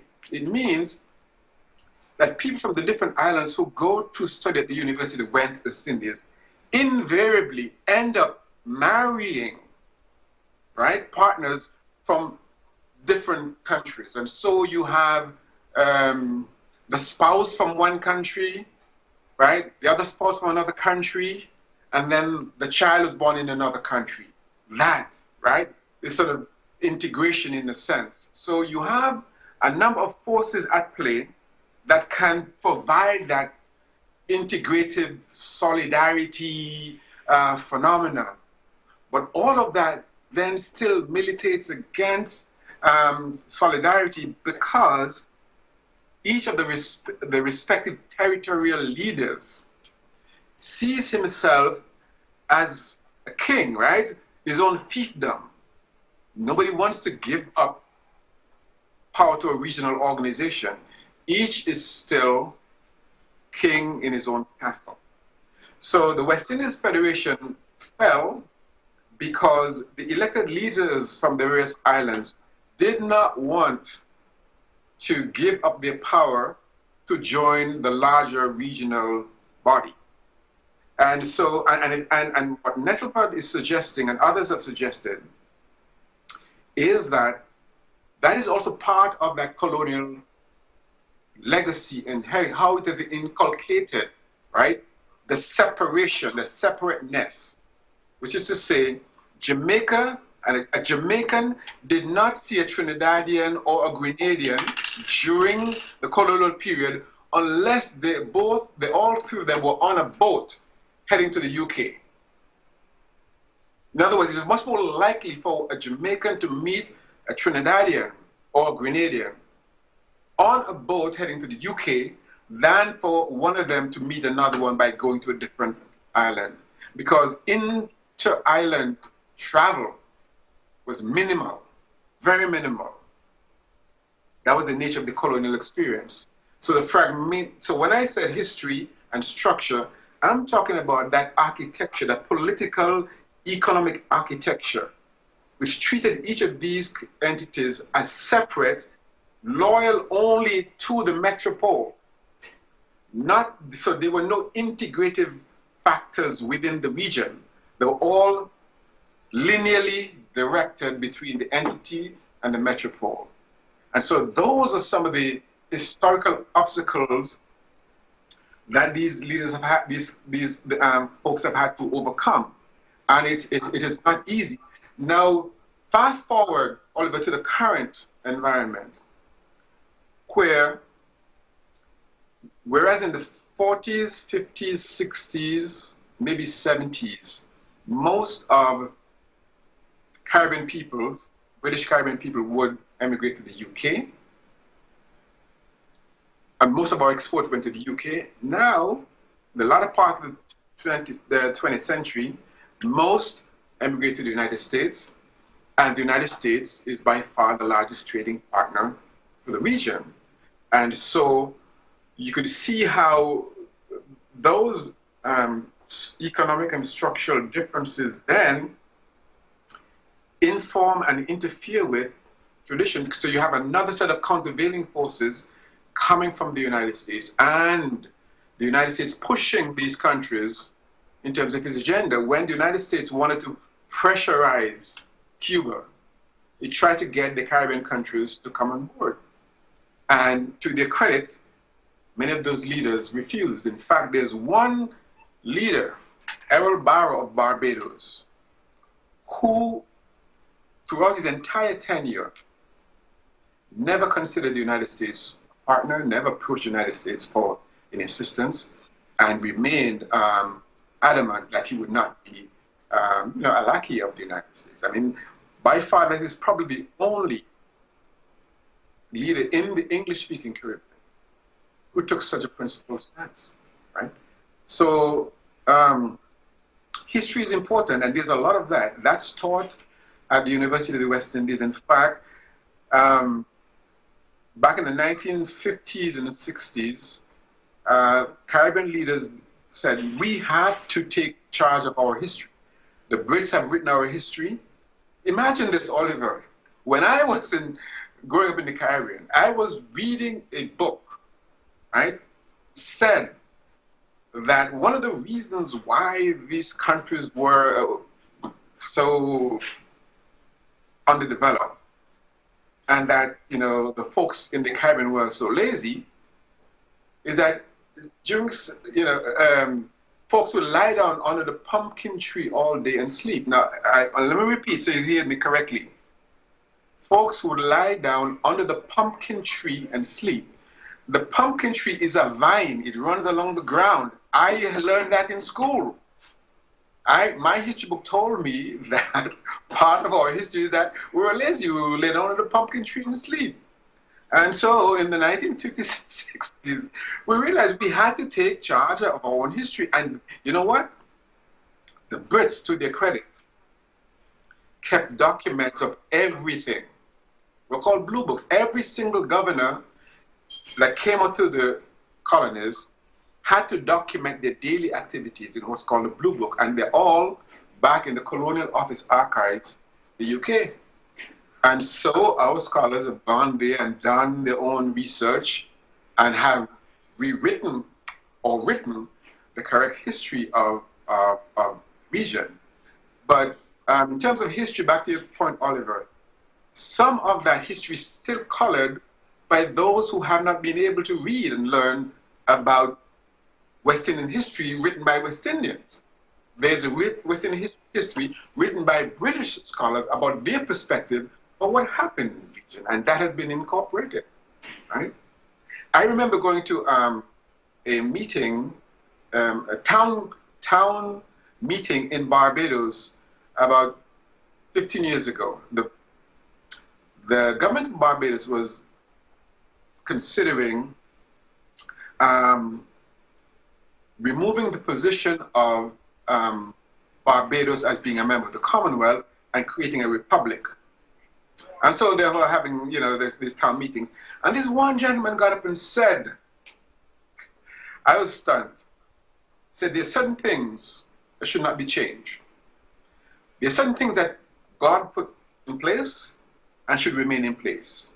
And God made the Queen by the head of Barbados, and that shouldn't be changed. So we should remain in the Commonwealth, right? And don't change to republic. Now, Grant, he was in the 50s, 60s or something, but that's part of that socialization. That's part of that colonialization mentality. So history works both ways, right? In the sense that it maintains and reinforces certain beliefs, and for others contest those ideas. And I think that is the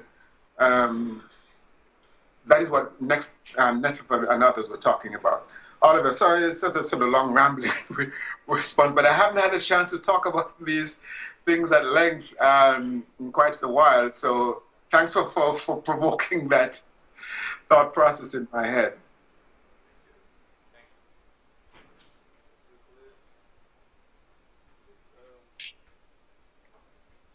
Do you have some time still, Cliff? Mm-hmm. As I see here, okay, Felipe just sent me here a message. The next presenter.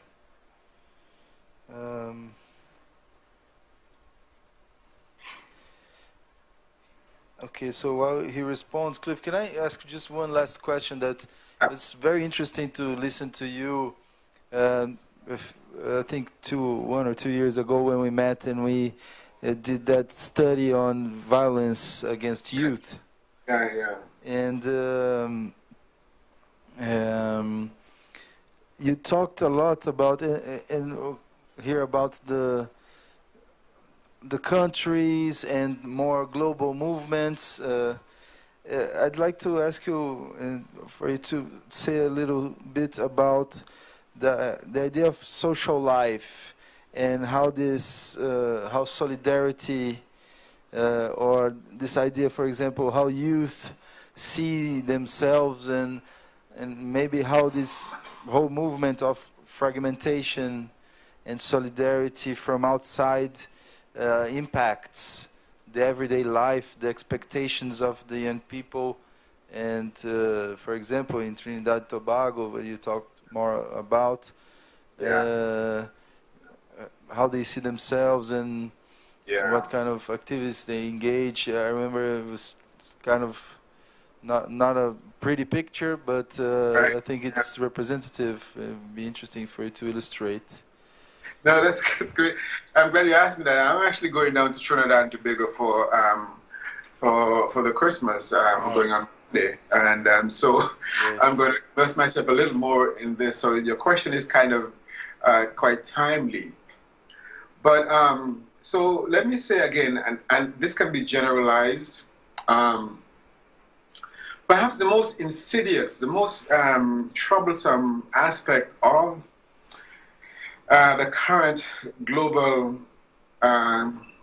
political, economic, cultural environment, and the way it is impacting upon and has impacted upon local communities, can be witnessed through at least two lenses. One, through the lens of social media and how that is being interpreted and incorporated. And I say social media, I mean, let me expand that. Social media as well as culture coming from abroad, particularly the United States, right? And the two, the extent to which the international narcotics trade and all of the attendant ills, whether it's so drug trafficking, there's money laundering, there's gun running, there is alien smuggling, there is human trafficking, a whole range of activities that's impacting upon not only the social but cultural fabric at the local level. On the one hand, there is this perception of sort of what we call conspicuous consumption, where you see all these wonderful things on the media, you know, the fast cars, right? You know, access to so many different types of goods, and the desire to have those things, right? And fast money, and that this can be attained, if you will, to participate in sort of drug trafficking. But that also that's just part of the phenomenon. The other part of the phenomenon is that is the long reach, political and economic reach of the international drug trafficking organizations, where they can buy off, they can corrupt public officials, customs agents, police, and so the very institutions and the individuals who are responsible for providing and promoting and ensuring safety and security are the very ones who are being compromised. Here, this is nothing new. You know of this in Latin America, right? And so on. This is happening in a rather profound way in these societies. In fact, one of the things that we're witnessing in the legal judicial system is that in response to these drug trafficking and the crime, leaders in the local communities, in the countries, have adopted iron fist and zero tolerance policies. And so there's prison overcrowding. There is people are in the system who often have to wait up to 8 to 10 years before they can get a hearing. So you have huge case backlogs, prison overcrowding in facilities that were designed to hold 300 people, now holding well over 1,000 people. This is true in Central America and I'm sure in some of those prisons in Brazil as well. We've adopted similar strategies coming from outside, where you have the militarization of the police, where drug and activities are seen not as a health problem, but as a military problem. And so it's changing the entire social order. And in turn, there's a sort of warrior mentality. So it's sort of us and them, because they're going into the depressed communities, right, usually. And so it's almost like a war zone. And these countries that call themselves democracies and, of course, need representatives from even in these depressed communities. How is someone who doesn't live in a depressed community, underserved community, how does that person manage to become elected? Well, he becomes elected because he makes a deal, right? Let's call them community leaders, but they're gang leaders, the people who run those communities, right? So you have this, I call it in another set of work that I do, there is this structural relationship between the political structure, right, and the gang structure. Just to make the point. So in Trinidad and Tobago, this is what has happened. The gang leaders have become so sophisticated that they realize that their position is dependent upon their ability to increase the amount of crime or reduce the amount of crime in their communities. So the government turns to them, right? So they become brokers, provides them with huge cash transfers to create employment in their communities, because the government, these are ungovernable spaces. And what they have done is that they've taken some of that money, they become major political players. And so the next election cycle, it will take some of that money and use to support the campaign of the incumbent party, and some to support the campaign of the opposition party. They're hedging their bets. Whichever party comes into power, they will still remain the power brokers. So there was, so to answer your question more directly, during the early post-colonial era, the political party was the locus of power. When foreign aid came in, it would come to the government in power, and the government would dispense to public works projects and so on. International financial organizations concluded that the resources were being wasted, they were being, stolen by governmental functionaries, and so they wanted to send the money directly to the community-based organization. Well, in the mid-1980s, drug trafficking became a huge problem. This is when crack cocaine came to the Caribbean. And that changed completely the relationship. Governments didn't have enough money to create these public works. And so they turned a blind eye to the traffickers. Right? And so the traffickers then would provide campaign contribution support, right? Imagine this.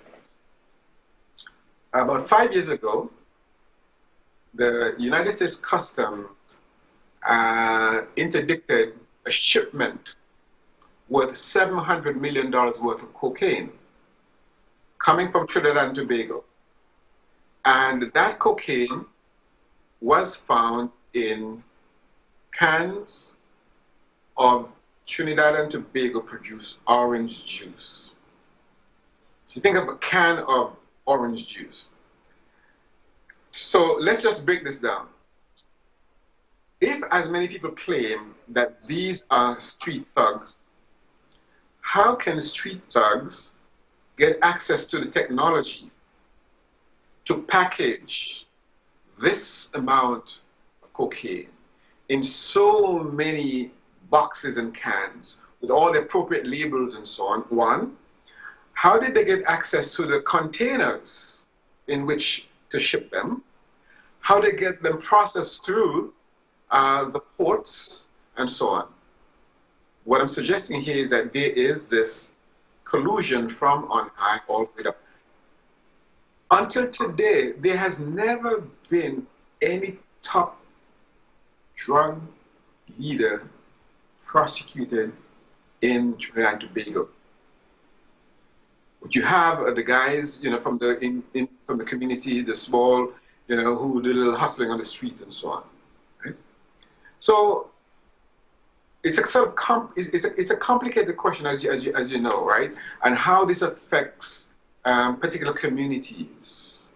And so this is just another way in which attempts at solidarity are being undermined, because you have these powerful forces at work throughout the society that undermine the very institutions, the judicial institutions, the police and security institutions, and so on. And that is a big challenge. And so it really begs the question as to whether this phenomenon of democracy actually means anything, and whether everything is sort of being driven by the market. Remember, the 1980s, the decade of the 1980s suggested that we're now in a more open, uniformly open market system, more uniformly democratic system. But what we know is that the market system serves equally legal activities as well as illegal activities, right? Because the drug traffickers need lawyers, and lawyers are lawyers, right? They need bankers, and bankers are bankers, right? They fly in planes, and this is all legal stuff. So the very apparatus that's used to service the legitimate activities, they're used by those who engage in the illegal activities as well. And that has been the nature of things. It just becomes much more profound in smaller societies that are much more vulnerable.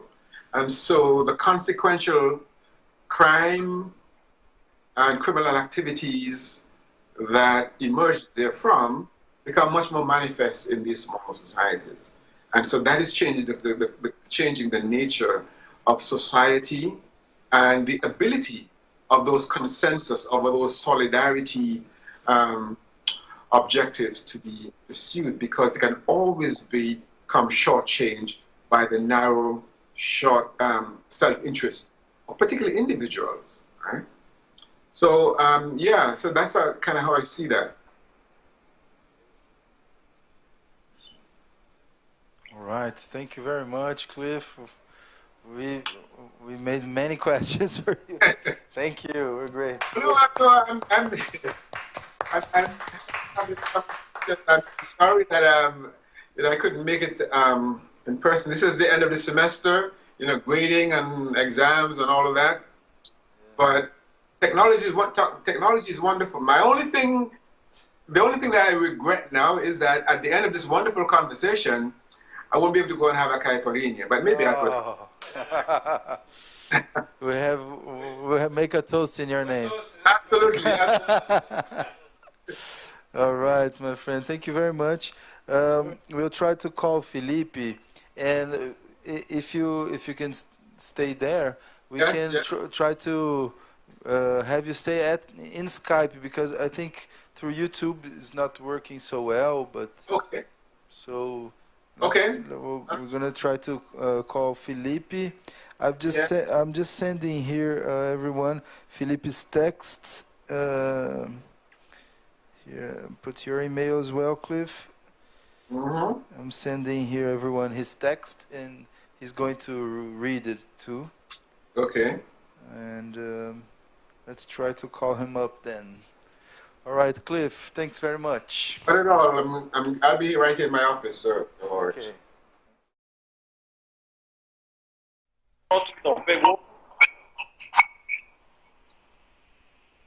Olá, tudo bem?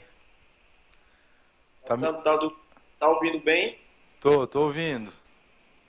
Ótimo. Então, bom, deixa eu te apresentar. Felipe Campelo, professor de filosofia da... I'm sorry, in English. This is Felipe Campelo, is professor of philosophy at the Federal University of Pernambuco. We are very happy to be able to listen to you, even though from far away. Thank you so much for your time. We are now in the last moment of our workshop, and we are pleased to be able to listen to your thoughts. We are here with Stefan Foswinkel, Olivier Warhol, and Luis Galeão, and well, the remaining survivors. And our colleagues from the technical support, photography, thank you. Felipe, we're very happy to listen to you and anxious about your text. So the floor is yours. So thank you very much, Vito, for this kindly introduction and for the invitation. And I'm very glad to join the workshop and with some colleagues, and I remember all my time, my 5 years that I used to live in Frankfurt. So I'm very pleased to also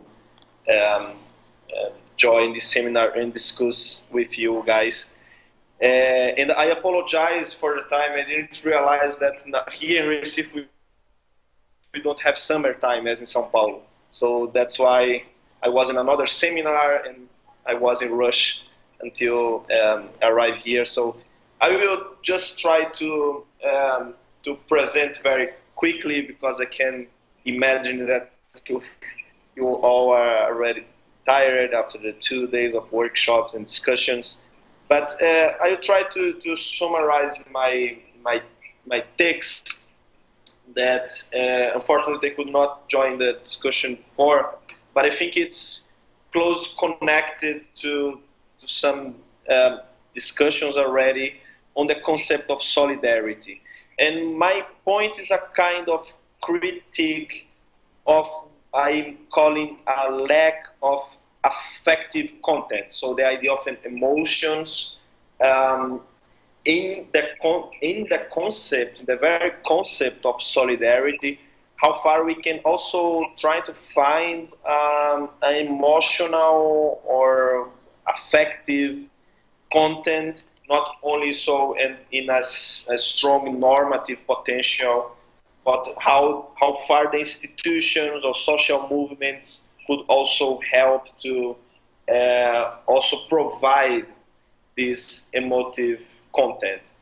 And so that's why it's a discussion with Habermas' concept of constitutional patriotism, and from Dov Sternberg, and all the discussion on this, the large discussion on this concept.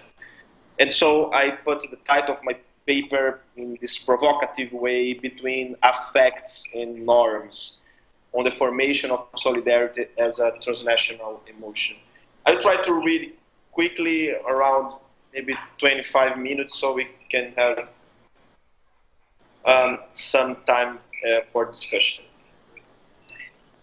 In the past few decades, following different tendencies of transnationalization process, it has been largely assumed that political philosophy and theory must ask and determine to what extent, if at all, the traditional and usually state-centered understandings of concepts like justice and democracy remain appropriate in the novel post-transnational framework.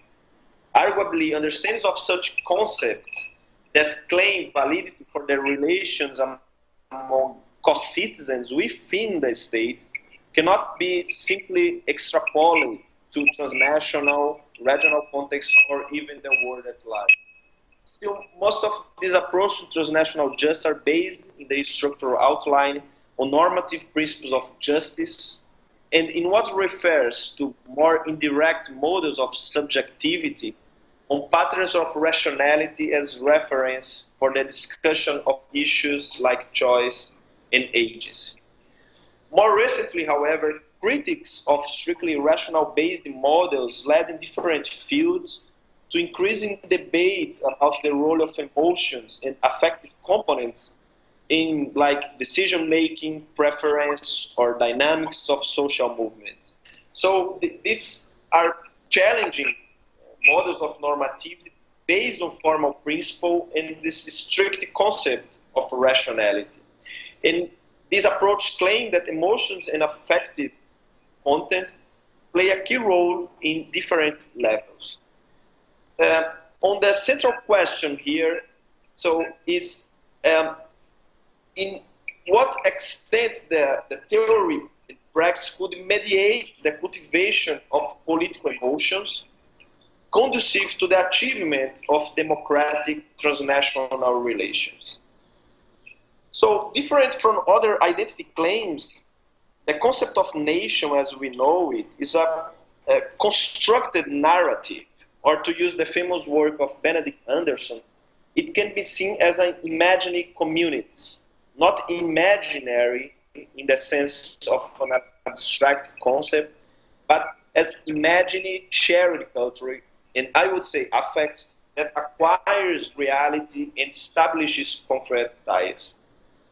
So I'm trying to, in this way, to challenge the idea that in the same way that a nation, and the idea that different than just be tied to concrete experience shared like a territory or imagination or some particular culture, how we could also imagine another idea of ties that is not strongly national-centered. So that's somehow my claim. So we have mainly two options. So one can take a normative defense of a post-national conciliation and cosmopolitan perspective, so in a strong Kantian way, or indicate how the feeling of belonging to a shared political space can be grounded in other values. So one can raise the question whether, and to some extent, this imagined affect could be replaced by another constructed sentiment.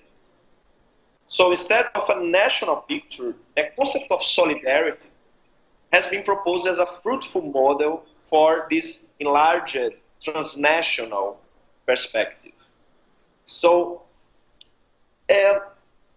in this way, we have in the discussion this idea of the cultivation of democratic emotions in a post-national perspective. In my view, still underdeveloped, not only in the mainstream of normative theories of justice. I mean, not that this more cosmopolitan picture, but more in this idea of how to enable this mediation of a transnational political emotion. So solidarity as a transnational political emotion. And in some way, I'm discussing here in a Hegelian background, in the idea that we need some preconditions. Let's take the whole discussed also by Habermas idea of the tie to the European shared culture, the European Union, and how this transnational public sphere could not only be addressed to transnational institutions, that we see a strong lack of representation, of identification. So how far this transnational public sphere, what are the preconditions that the citizen in a strong national context could also feel themselves as sharing, so as co-citizen in a transnational political space. So that's somehow my my point, how it could be discussed. So, and I try to analyze some way how far the concept of constitutional patriotism could be reframed in post-national context. I will try to discuss with Habermas here. And in a second step, I will discuss also how solidarity as a transnational political emotion, area that one should have through both its formation process to understand also the institutional and symbolic mediation of social practice. So very quickly, first, how we can challenge nationalism as a political emotion.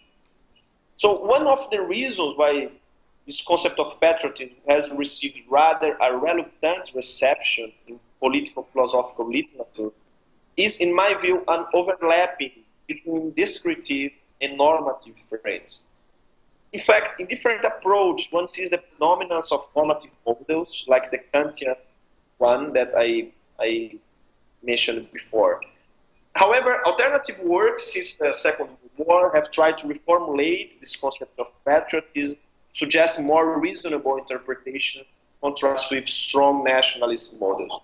So Jürgen Habermas' appropriation of this concept of constitutional patriotism, whose roots go back to Karl Jaspers, Dolph Sternberger, has received a large reception in the literature. As it's known, this concept has emerged as a reaction against the devastating experience associated with overwhelming nationalist expression. In his The Question of German Guilt, Karl Jaspers linked the idea of working with the past with a new kind of cosmopolitanism based on the idea of universal membership, emphasized the link between remembrance and democratic political culture.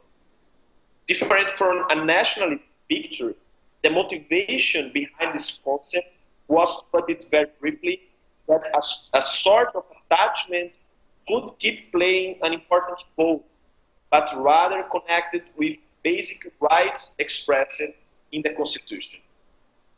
More recently, Jan Hannah Miller have offered a sophisticated defense of constitutional patriotism in opposition to a more idealistic model. And I think very interesting this view of Miller, who in view these empirical and moral psychological contributions, he criticized the considerably neglected role of emotions in most of the discussion on both liberal nationalism and constitutional patriotism. So Miller tries to turn the attention to what could motivate solidarity or make citizens want to defend liberal democratic institutions. His question is if, instead of the tendency of, and I quote Miller, post-emotional, perhaps super-emotional approach, an affect cannot be made to work for democracy at all beyond the nation state. In a more conservative way, constitutional patriotism could be seen rather as a vertical form of civil loyalty, in a specific reference to the Constitution.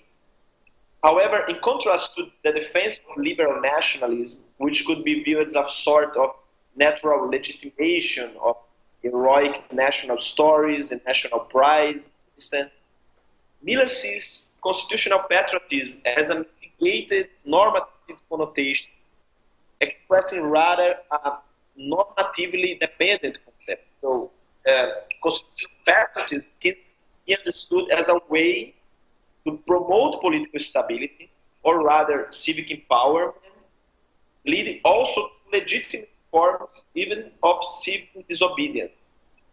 Miller suggests that it could be rather understood as a genus facere, oriented both toward stability and civic empowerment. And his conclusion is that, I quote, constitutional patriotism is capable of avoiding the sources of moral danger associated with both liberal nationalism and traditional forms of patriotism. This is its distinctive virtue. It serves both as a source of civic justice and therefore stability, and a source of civic empowerment. End of quote. So concretely, in a more theological level, national identity reveals a stronger tie than that of constitutional patriotism, which in turn seems to have a rather normative force. However, the concept of constitutional patriotism, in my view, is tricky. Indeed, if one takes the US context or the constitution in countries in Latin America, I just returned from Chile, and just to point this, the current constitution in Chile is still the same from during the Pinochet dictatorship. So he posed this constitution during the dictatorship, and that's the constitution that we still have in Chile. Now in Brazil, that's another example. People are talking about not anymore in dictatorship or in military intervention, but as a constitutional intervention. So that's the way that try to legitimate kind of intervention that, of course, would be broke by with democracy. And recently in Brazil, we have also a try to in the name of all the constitutional acts to use also a kind of intervention that remembers even Carl Schmitt, so in some kind of legitimation of the Constitution. So I think that's a real tricky to use the idea of constitutional patriotism in this way. So I think then a critical approach would be addressed rather on the very constitutional basis of patriotism. And at this point, one should say that advantages of this concept depend largely on the very character and content of the Constitution. And beyond this problem, the question of Miller's interpretation that I am particularly interested in would be which framework could be linked to a motive dimension of constitutional attachment, but could also provide the frame of national solidarity. That's my main point. And to better answer this question, I think this strategy through two concepts that Hegel discussed on patriotism. So, on one hand, Hegel criticizes patriotism as what he calls a kind of mass patriotism or even fanaticism, massenhafte patriotismus. So that's a danger way that Hegel sees in the concept of patriotism. So Hegel's model is rather on another idea of patriotism, what he calls politische Gesinnung, so a political sentiment or disposition. Is more in reference to the English patriotism. So it's a kind of participation of the citizen in political affairs. So that's the idea, it's a kind of positive form of political engagement in an effective sentiment of participation and belonging to a shared political sphere. So I think that's the precondition of political life, how this, as a political emotion, can also be understood as a sentiment of participation and belonging to a shared political sphere. So that's the thing that I think it's lacking when we just use cosmopolitanism or to talk about European Union. So here the sentiment is then I can trust the institution, but only so far I feel myself recognized by the institution. So there is some preconditions, not only a vertical and independent trust and legitimacy. So I think that's the center of Hegel's model that for me it's very interesting. And from this model, then I come to my last step. It's how we can then, from this view of patriotism that's not linked to a national structure, but as a sentiment of belonging to a shared political sphere and to participation, I try to understand if we can, from this model, better understand also kind of transnational solidarity. So solidarity also as a political emotion.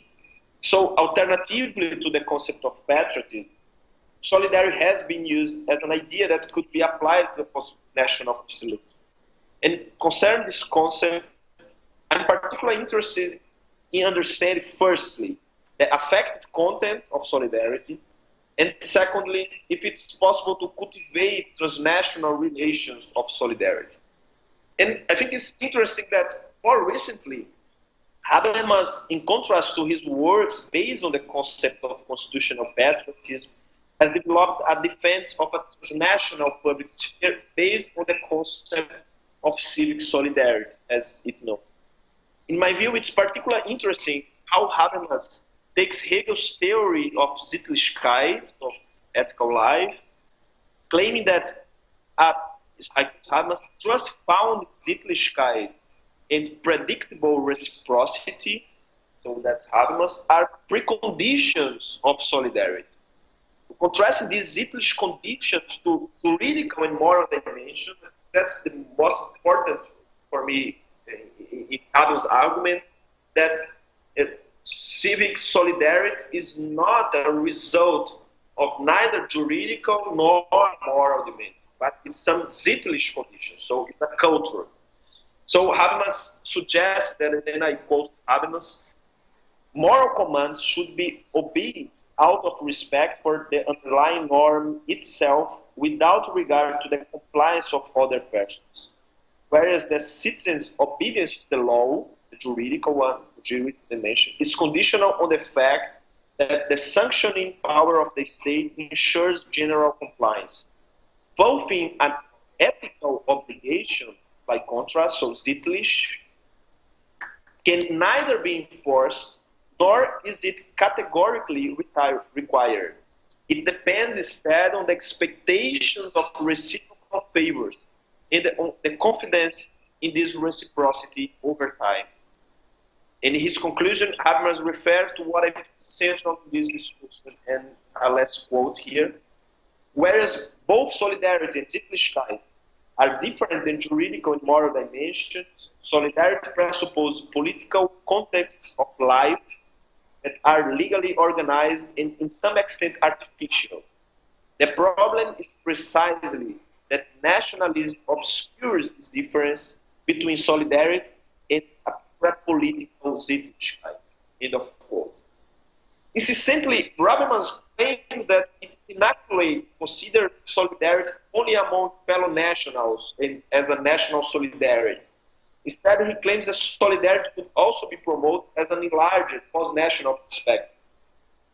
In my view, however, Habermas focuses only on the side of Sittlichkeit associated with a natural form, as in family bonds, whereas having viewed the Hegelian roots, Sittlichkeit is not only the familiar and quasi-natural way, as Habermas puts it, but also the ethical foundation of the state, based also on legally and politically organized context. Even if to some extent this account is close to Habermas' use of civic solidarity, I think that this concept of Sittlichkeit demands some affective identity, not necessarily limited to a nationalist picture. Different from a juridical and moral content, the Hegelian approach can offer what can be called the Sittlich conditions of solidarity, enlarged as a transnational level. It's precisely this condition of an organic side of solidarity, in contrast to Habermas' focus on an artificial side, which enables us to move from an artificial to a concrete transnational solidarity. And to conclude, I think Honneth has also some way this idea of shared goals to also understand in this how we could enable this kind of organic solidarity, as Durkheim calls it, and it is the way to the idea that one is affected by the fact that the other is acting in a way which helps our some shared goals, some emotive dimension to share the political space, to imagine, to feel this shared political space. I think that's so important also in transnational social movements. So the different occupies or the role of media. So the way that we can in some way feel connected or share some common reivindications. So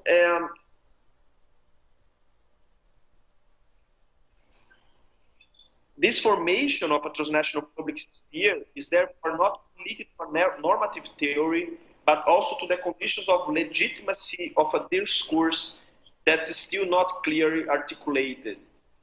So, whereas in a post-national constellation, the sentiment of belonging to a shared public sphere becomes even more diffuse, both for the increased pluralism internally and across borders malleability.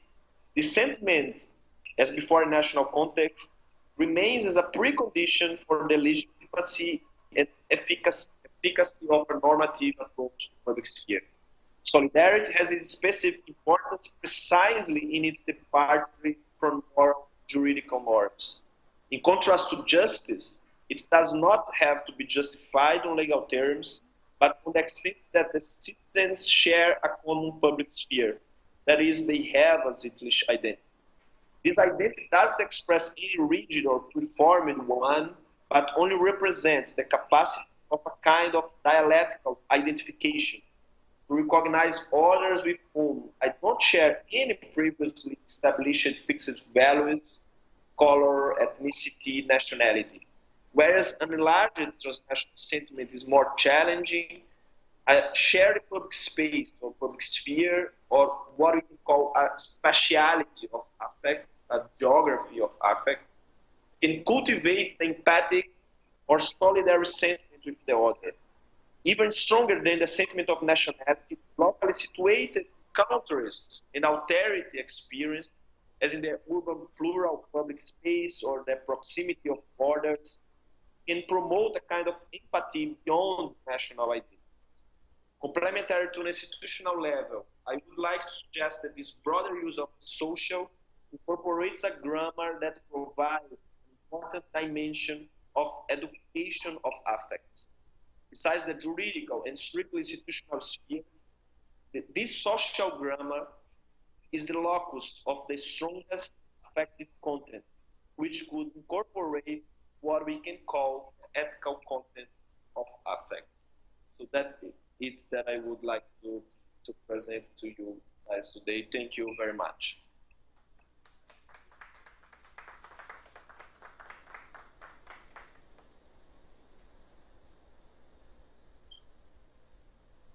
Thank you very much, Felipe. We'll set some questions here. Do you have one, Luis? Of course. The question man.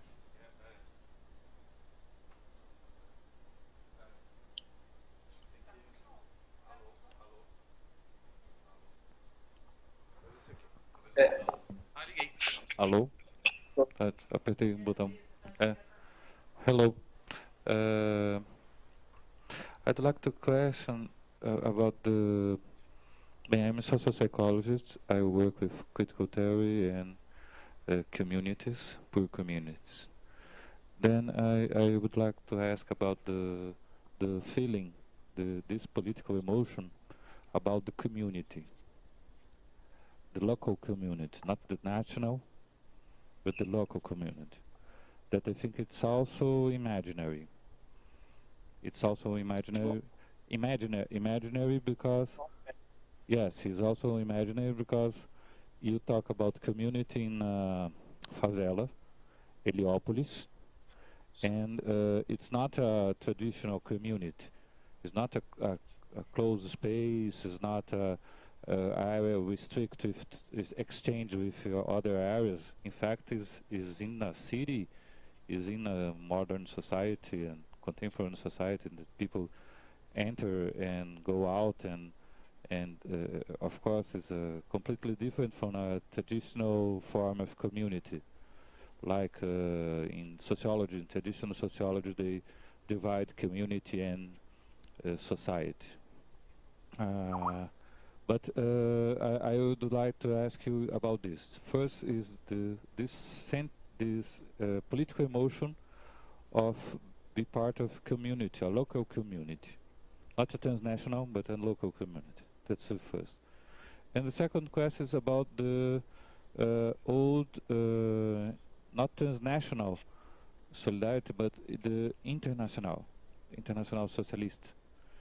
Yeah, exactly. Yeah, that how can we think about this? Because in the left, it's common talk about this. That okay, we have a solidarity with the workers of the world, and I don't know if you are talking about this type of feeling, this type of emotion. All right? Yeah.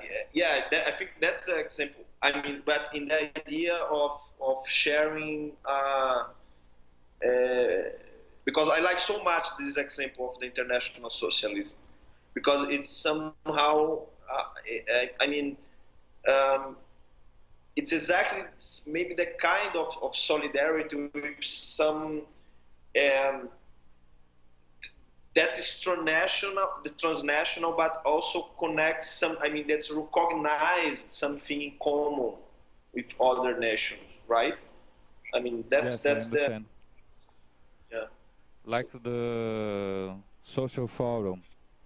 Social forum in the Porto Alegre and the world is, I think it's a kind of transnational too. We can talk with Zapatists, we can talk with people from Europe, India, and so on. Yeah, exactly.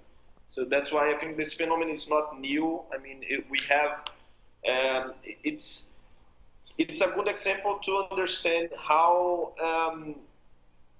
some feelings of injustice, for instance, can be transnationally shared, right? I think that the Occupy is another. There is also there are some interesting studies on these cross borders and people who we can. For example, in Israel-Palestine conflict, with people that can be that live more in this geographically differently organized, that they can share some feelings that could be that could enable more empathy than to use a nationalism as a reason of exclusion or violence. So it's how this empathy, I think it's somehow Nortian idea of learning process, that it's a kind of the solidarity in this way. It's also the capacity to recognize that our difference, like ethnicity or our nationality, is less important than things that we can share, as the capacity to be humiliated or to suffering. So it's this, I think these instruments of empathy, it's very important, but empathy is at the same time very tricky as well, because even in the Adam Smith idea, we have this kind, okay, we have this like national fellows, you know, okay, these are people that I'm empathic with because I share with them the same nationality. I mean, empathy could, it's, the idea is that descriptively, empathy plays a strong role. I mean, I be empathic with someone that I already shared some values. But I think that the challenge here is how to, in some way,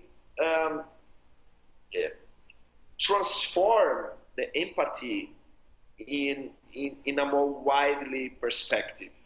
You know, so I think that in the international socialist is some way, okay, we have some empathy that even if someone is from another nation, I can share with him as worker. He's a worker as well. He's suffering as well. So I can try to also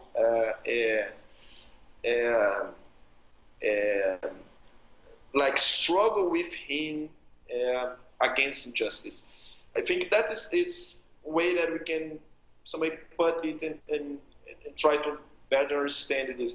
But he's connected with your first question that I really appreciate. I completely agree with you. That's some strategy that I'm also thinking about, namely how to challenge the nationalism, not only through a transnational perspective, but also with this idea of local ties. I think you put this difference, I mean, between, we could say also Gemeinschaft and Gesellschaft, so society, community. I think it's somewhat, in some way we can put closer to maybe a Gemeinschaft, in the idea of a community that we already shared something. I think Herde in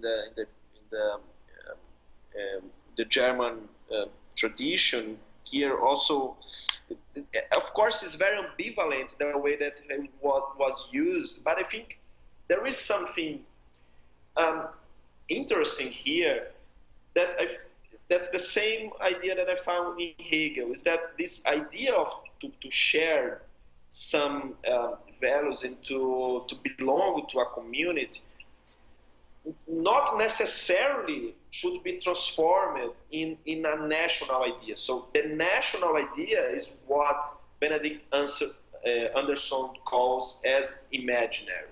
So that is imagining community, is to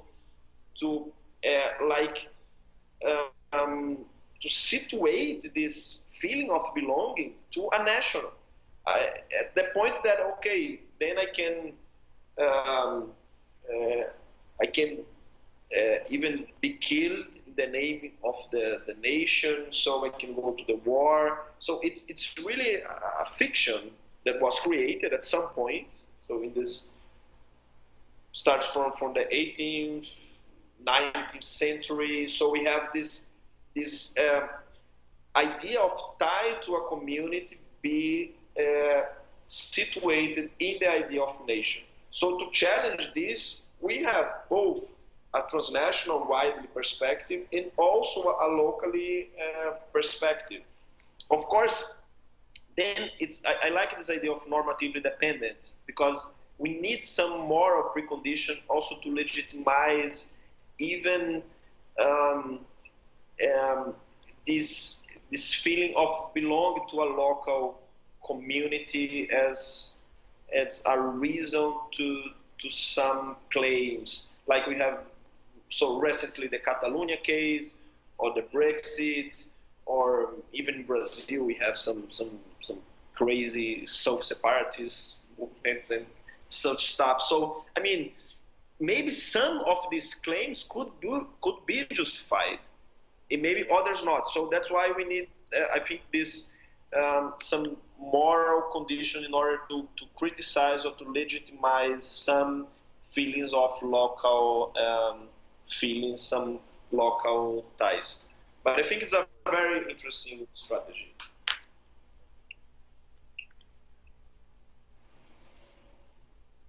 Thanks, Felipe. Okay, now we are back. Oh, you are not listening to me? Yeah, yes, I am. Can you hear me? Yeah. Okay. Felipe, I was thinking if you could talk a little bit about the limits of this spatiality of effects in transnational terms, especially when we talk about transnational communication corporations,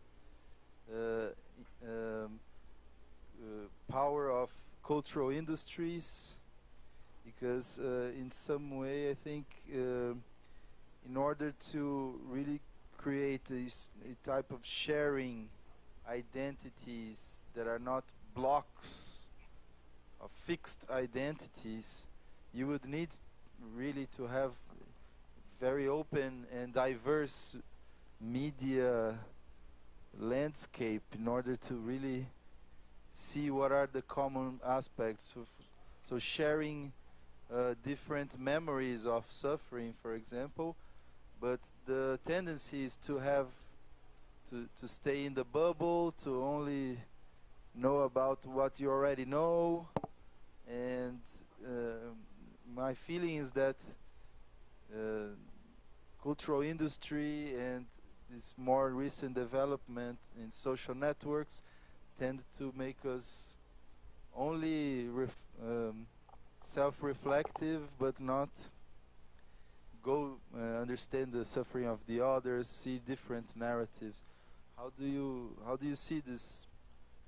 The conditions, or technological, cultural, or mediatic conditions, maybe for this, but also limits. Yeah, that's very interesting. I think your point is in some way put in question, let's call this virtual spatiality of affects, right? That it can be very tricky as well, right? I mean, it's at first glance it seems to help this kind of empathy and to share. You know, now we are connected, we are globalized, but on the other hand, and we are polarizing too much, and even maybe even be more closed in the same perspective, in some hermetic perspective. And I think you are right. It's very difficult, I should confess, how to understand this spatiality, how it could really help. Because on one way, of course, if you are in contact with other culture, we have now some the possibility to be in contact and with other experience, other ways of life, and but I think it's actually what is happening is a kind of stronger reaction, I guess.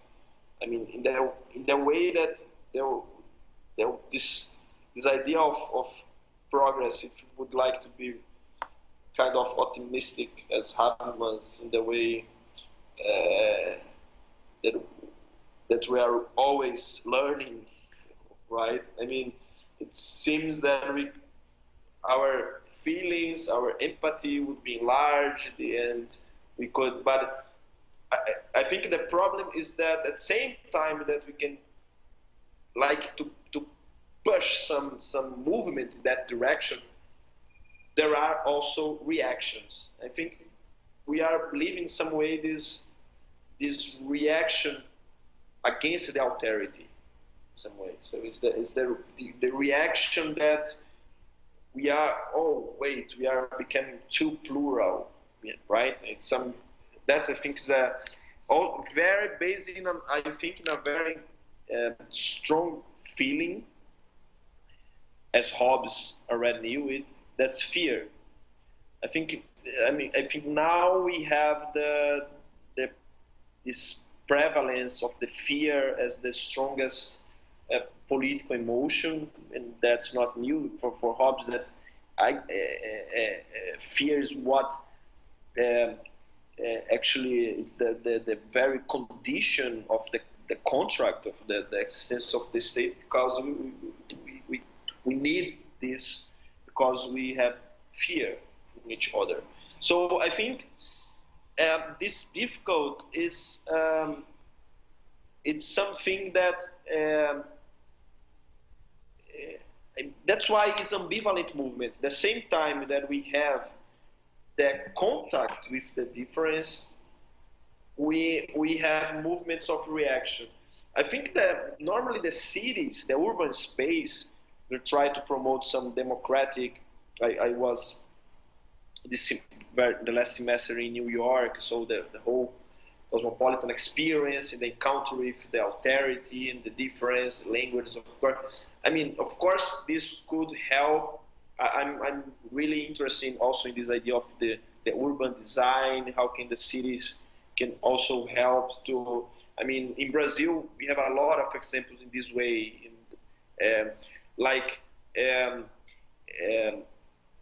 It's so clear in Brazil, Recife is an example, but also in São Paulo, the separation between private and public space, right? I mean, public space, like here in Recife, if you go here to the squares, or even the beach, that should be the most democratic place, we see the conflicts, we see the fear. There is a very interesting scene in a Brazilian movie, Aquarius, where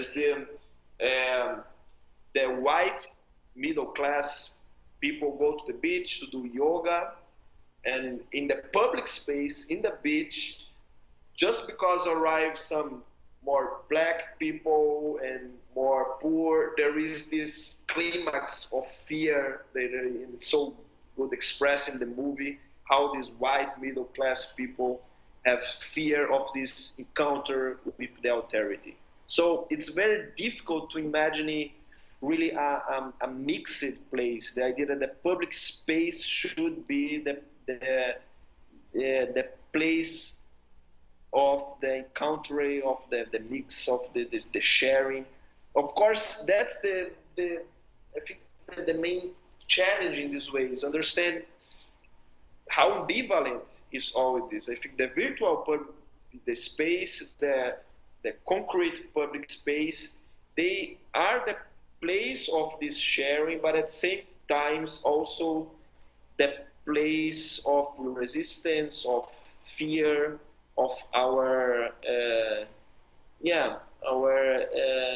incapacity to deal with the austerity. So that's why I think it's really ambivalent and difficult. Yeah.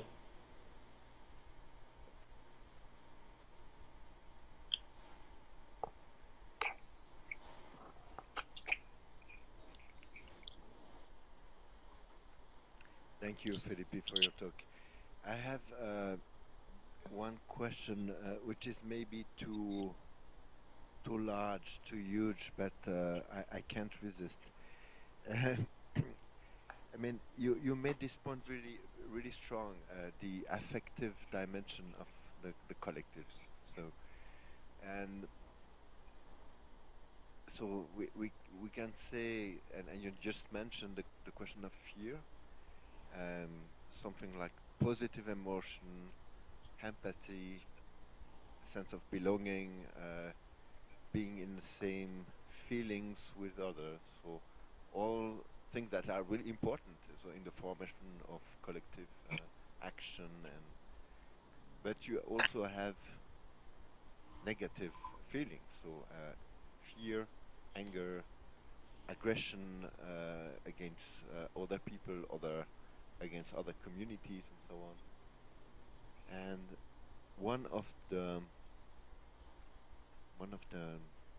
concept of or idea against this negative dimension of feelings was the idea of reason.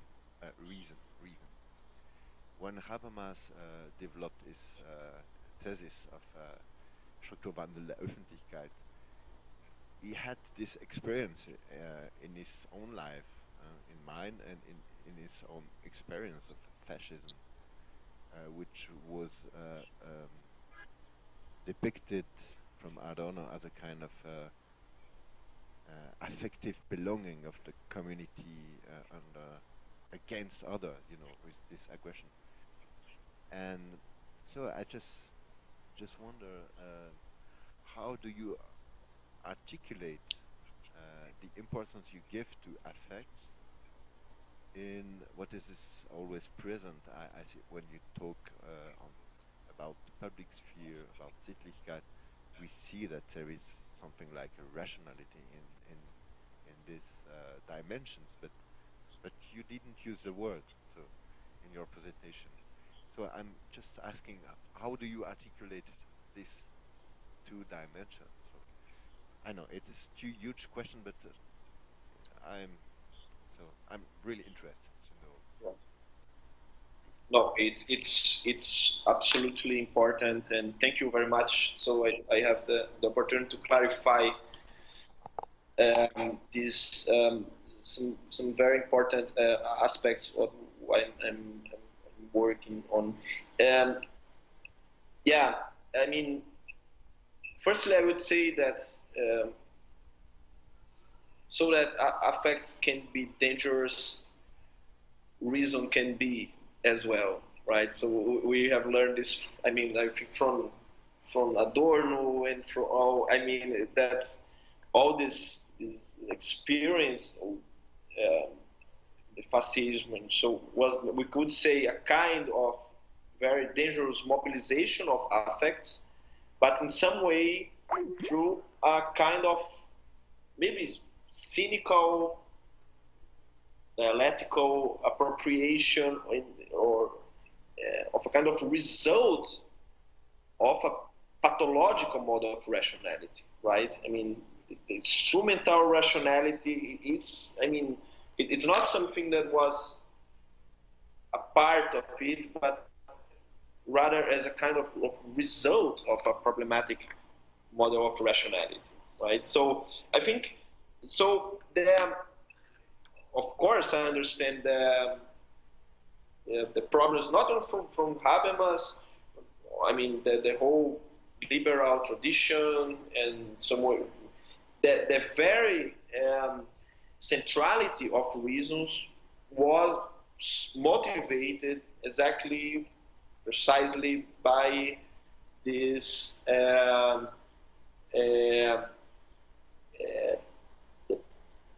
the dangers of emotions. And my point actually is not to ground a political, say, theory of institutions, a normative theory on the affects. It's actually, I use the affects in a very neutral way. It can be both negative, dangerous, or positive. I think that's a kind of Russian from Rousseau also insight in the ambiguity of amor proprio. So the idea that there is something that is the same source both of empathy, compassion, love, but also from fear, hate, rage, violence. I mean, these are the ambivalence of these affects. I mean, this. So that's why I'm not using these emotions in only let's say either positive or negative way, but in a very neutrality way. So that's why I think it's very close to this insight from Rousseau, and then that's why it's a kind of understanding how these affects could be cultivated in more this positive, engaged, inclusive way. So not in that destructive, from exclusion, from violence, but to include in our development of affects, of our vision of the world, also the alterity. So is the affects is, I mean, some guy that is in the suburb of London that decides to join the ISIS, the Islamic State.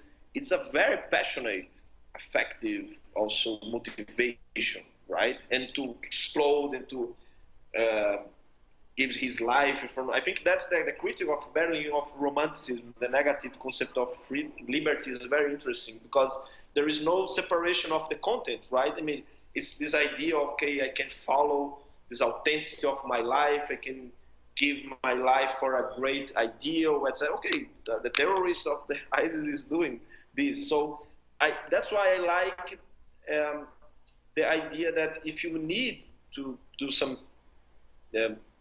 critical theory of affects, as I'm trying to do, it's a normative dependent concept. We need some minimal moral content to also evaluate and differentiate why this kind of affective content is negative, could be criticized, is dangerous, while other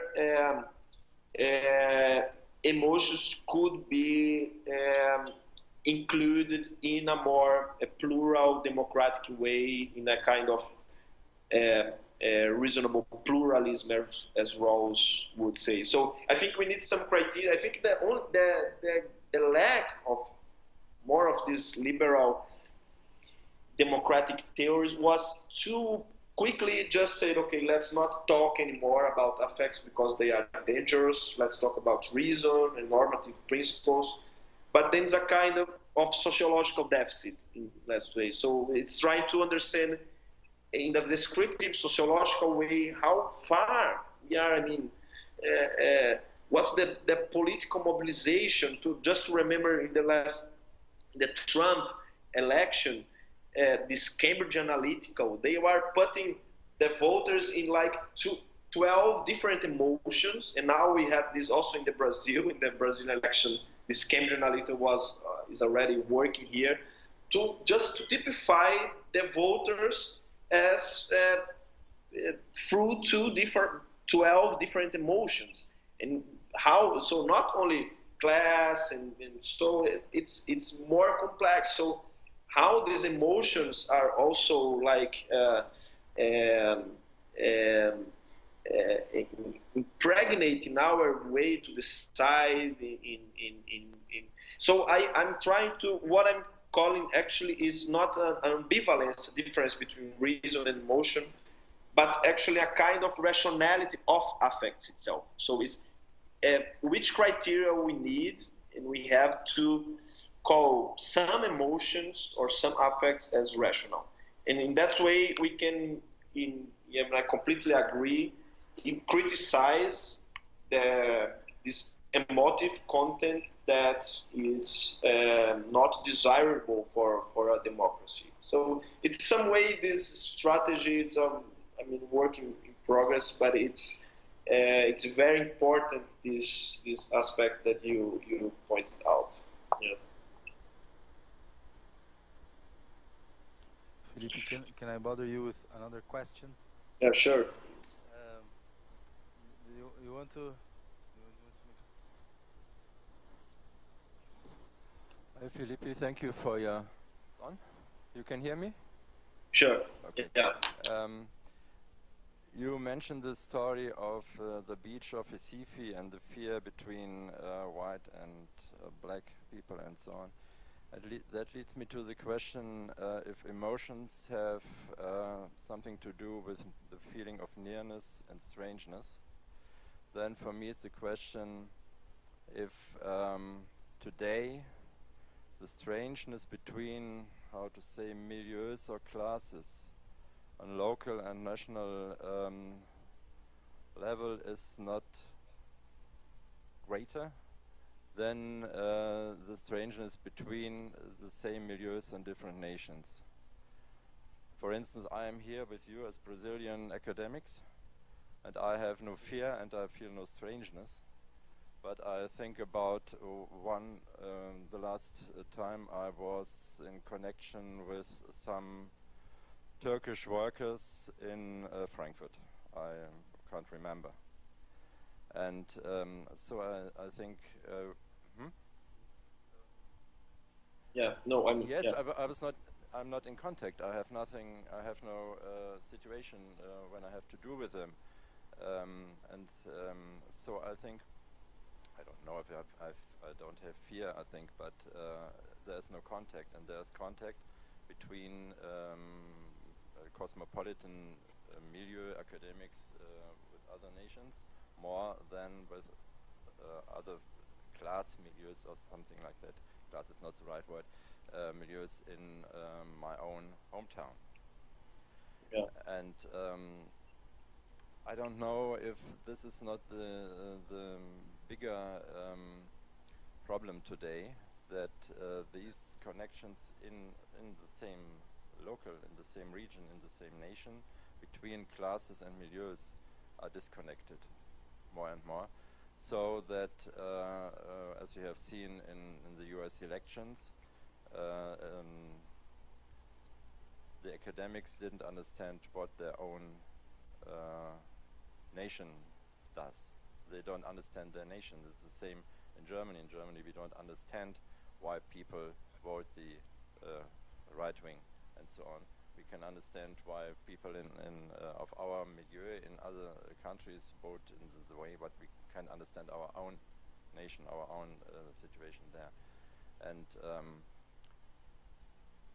it's not a real question because you can't answer, I think, but perhaps you have some ideas to this problem. Yeah. No, sure. That's a very interesting point, actually. I was remember an episode in Selma, in this important moment of the movement of civil rights in the US, and in this, and also there is also the movie about it. And in Selma is interesting how at some point one black guy, he asks why the U.S. government are just caring about these people, even the black soldiers that's going to Vietnam, why we are really caring about this war in Vietnam. And we have here a strong conflict between white and black people, and in that context, these black people are not included as Americans. So they are recognized. So far, they can go fight in the Vietnam, then they are Americans. But when we are here, we are also an American, but we have a stronger division, even with sharing a common nationality as Americans, but it's completely apart. It still has an abyss between white Americans and black Americans. So when it's internal, of course, this nationality doesn't mean too much. And I completely agree. I mean, I think that's the same tension that we have in Brazil. I mean, this the example that you give, so also in Frankfurt, the connection that we can have transnational context between academics is completely different.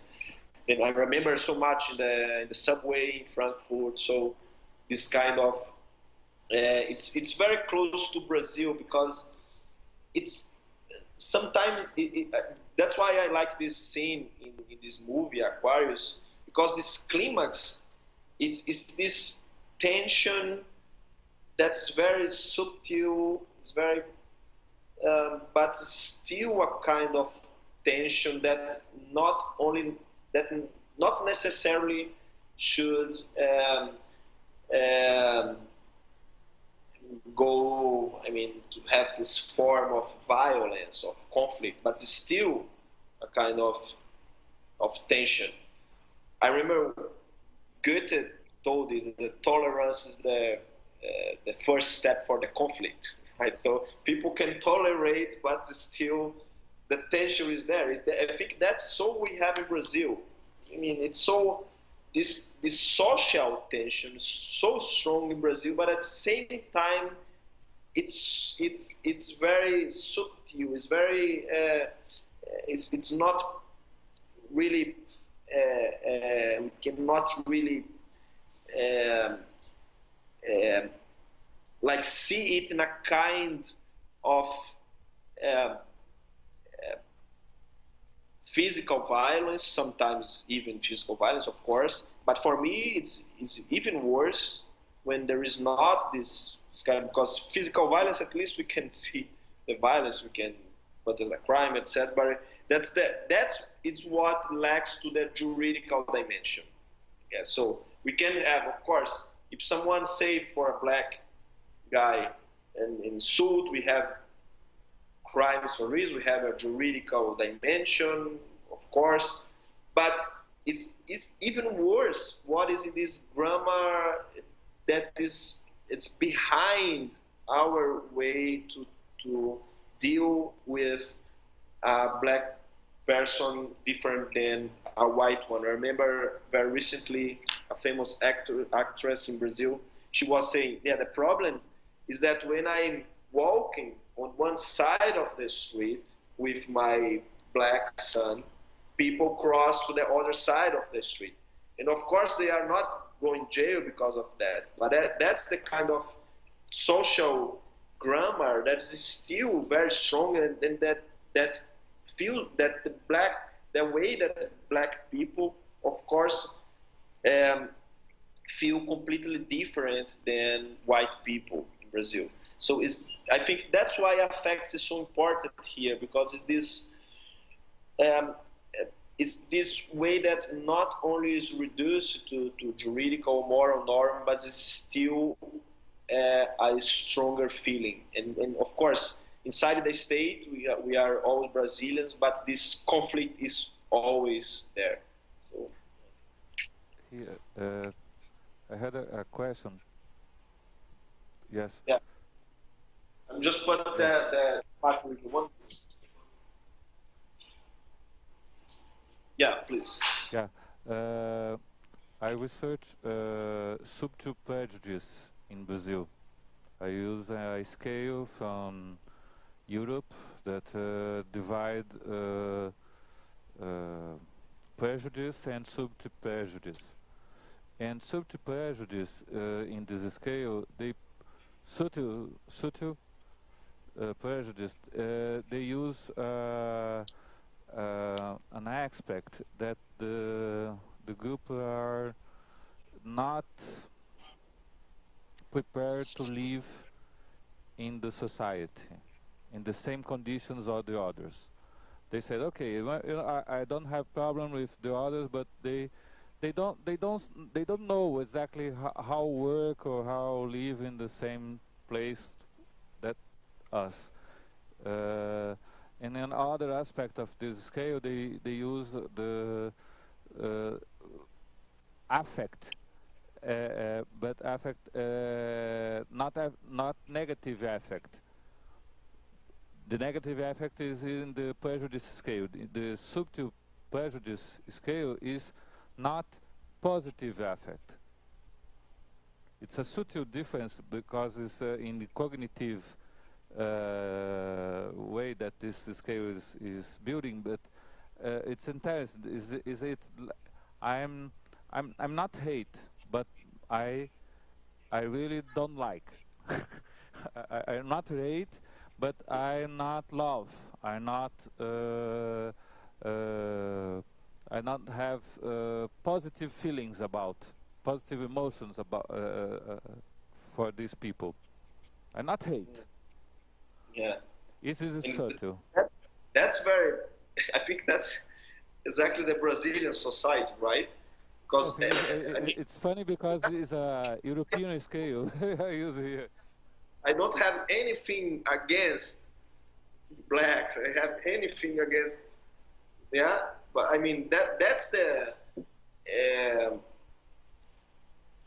this very implicit social grammar that I think. So that's why this prejudice, the social division, is latent, right, in our organization. I think that's the thing that should be challenged, and yeah, in some way, my point, I mean, I think is that we should consider some kind of working on an affective content that could, I mean, through this kind of social grammar, what could be enabled. Of course, there are some limits from the point of view of theory of institutions, for instance, but it's are different aspects of very complex phenomena. But I think if we have in view only, for instance, the juridical aspect, we don't can consider appropriately what you are saying, right? I mean, only this. What's the name again? The subprejudice. Subprejudice. Yeah. It's a scale. Is a flagrant prejudice and subprejudice. They use this scale in Europe, and there's a entire scale because they don't point one particular group. You can put every group that you want in this scale and test if what is the prejudice and the flagrant prejudice and the subtle prejudice. You know, Clifford that just talked to us. He says that in America too, in North America, in the States, they use the term microviolence too. So it's like a look that you get. I had a problem because I don't know, I don't like the subtle because I think it's too strong to be subtle. Subtle in Portuguese when we translate is something like not too strong. All right, and I think it's for the people. It's strong. It's strong. The humiliation, the invisibility.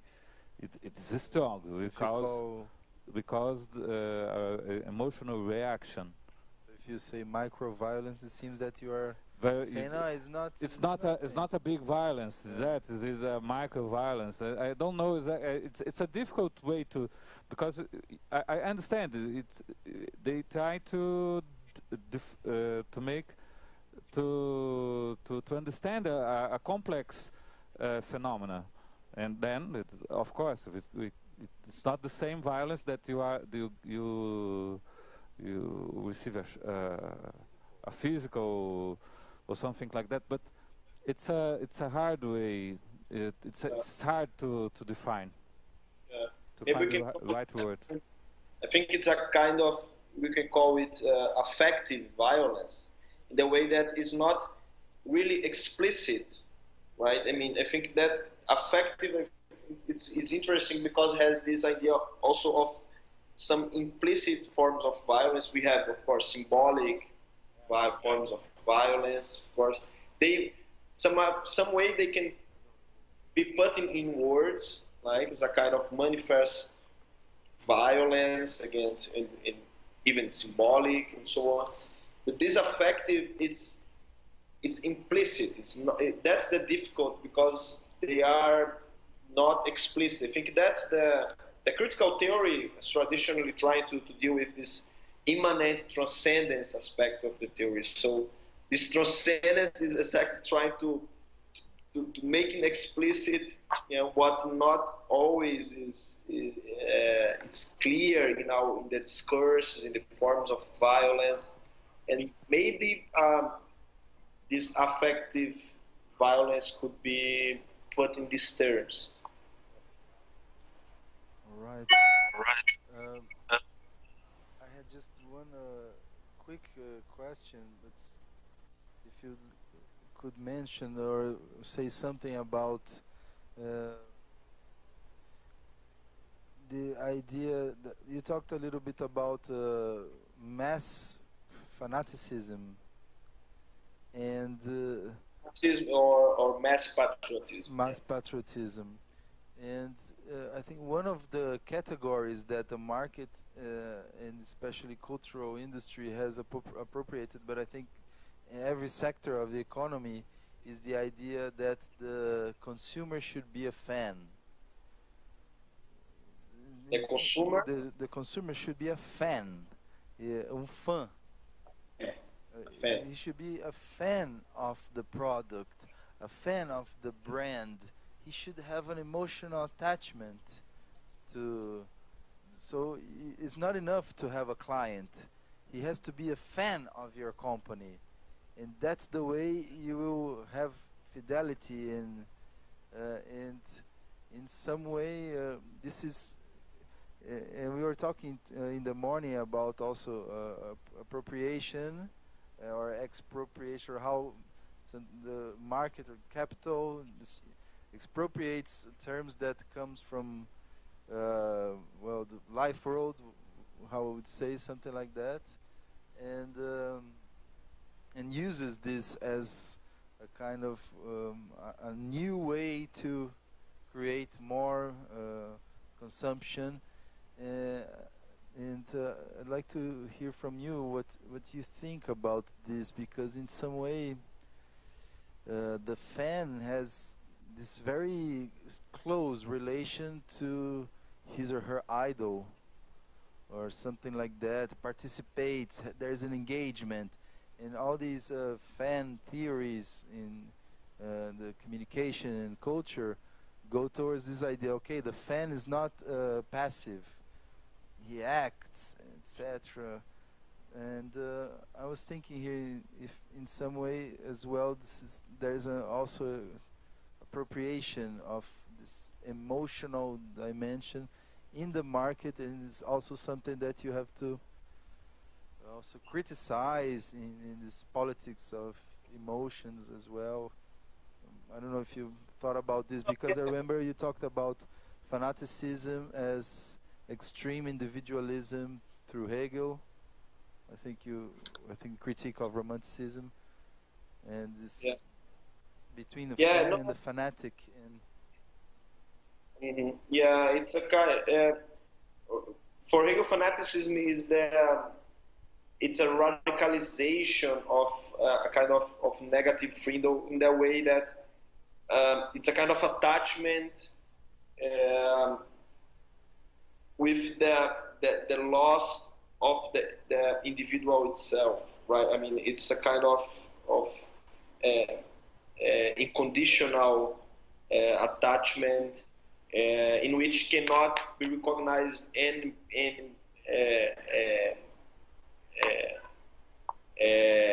limits. So it's a kind of, and I thought interesting, by the way, that maybe you have seen it, this research on this kind of attachment to a authority, to an idol, to a hero, and this tendency that in Brazil is really strong. There was this research recently, I think it was in the Folha de São Paulo, like 1 month ago, that was based on the Adorno strategy on the personal authority. I think it's very interesting. That was the methodology that they use to see how we have strongly this in Brazil as well, this kind of trend to the authority. that was based on the research that Adorno initially did in the US. So I think it's this kind of strong attachment that you can see it in of course, we talk about the cultural industry, also in the political marketing, so strong with this mobilization of affects. Just I again remember, I like movies so much. You are seeing this, right? I mean, there was another no in Chile. There was very interesting how this marketing that there was when Pinochet started this. There was a strong level of probe, and then he started. Okay, let's do an election so I can democratically be approved. So, and this group of people was using marketing. It was very interesting because they are started with that sentiment of fear, and they were realizing that was not working on. And so this strategy changed with the idea of hope, of future. There was the same in the first Obama election. I mean, against the fear, like the whole Bush discourse after September 11. And then the discourse of Obama was, yes, we can. The whole hope discussion and so on was very similar to this in Chile. So then with this market strategy, they was using a kind of manipulation of emotion as well, but in the name of the return of democracy, right? And then it worked. And then Pinochet lost this. And so that's why Pinochet left the government, was through a market strategy in this way, in a positive way. So that's why I think it's very complex and tricky, because we need exactly to maybe we have some even forms of range or hate that can be legitimate and others that should be criticized. So that's why kind of theory of affects depends on a more widely moral and other aspects. But in market we see as well something similar with mobilization of affects. So in politics. Right? Okay, my friends, thank you very much. Thank you, guys. Have a question, my friend? No? Okay, Felipe, thank you so much. With this, then we can close our workshop, and to thank again our colleagues who have come all the way from Germany to here. Felipe from Recife, Stephanie from Poland, Cliff from the US.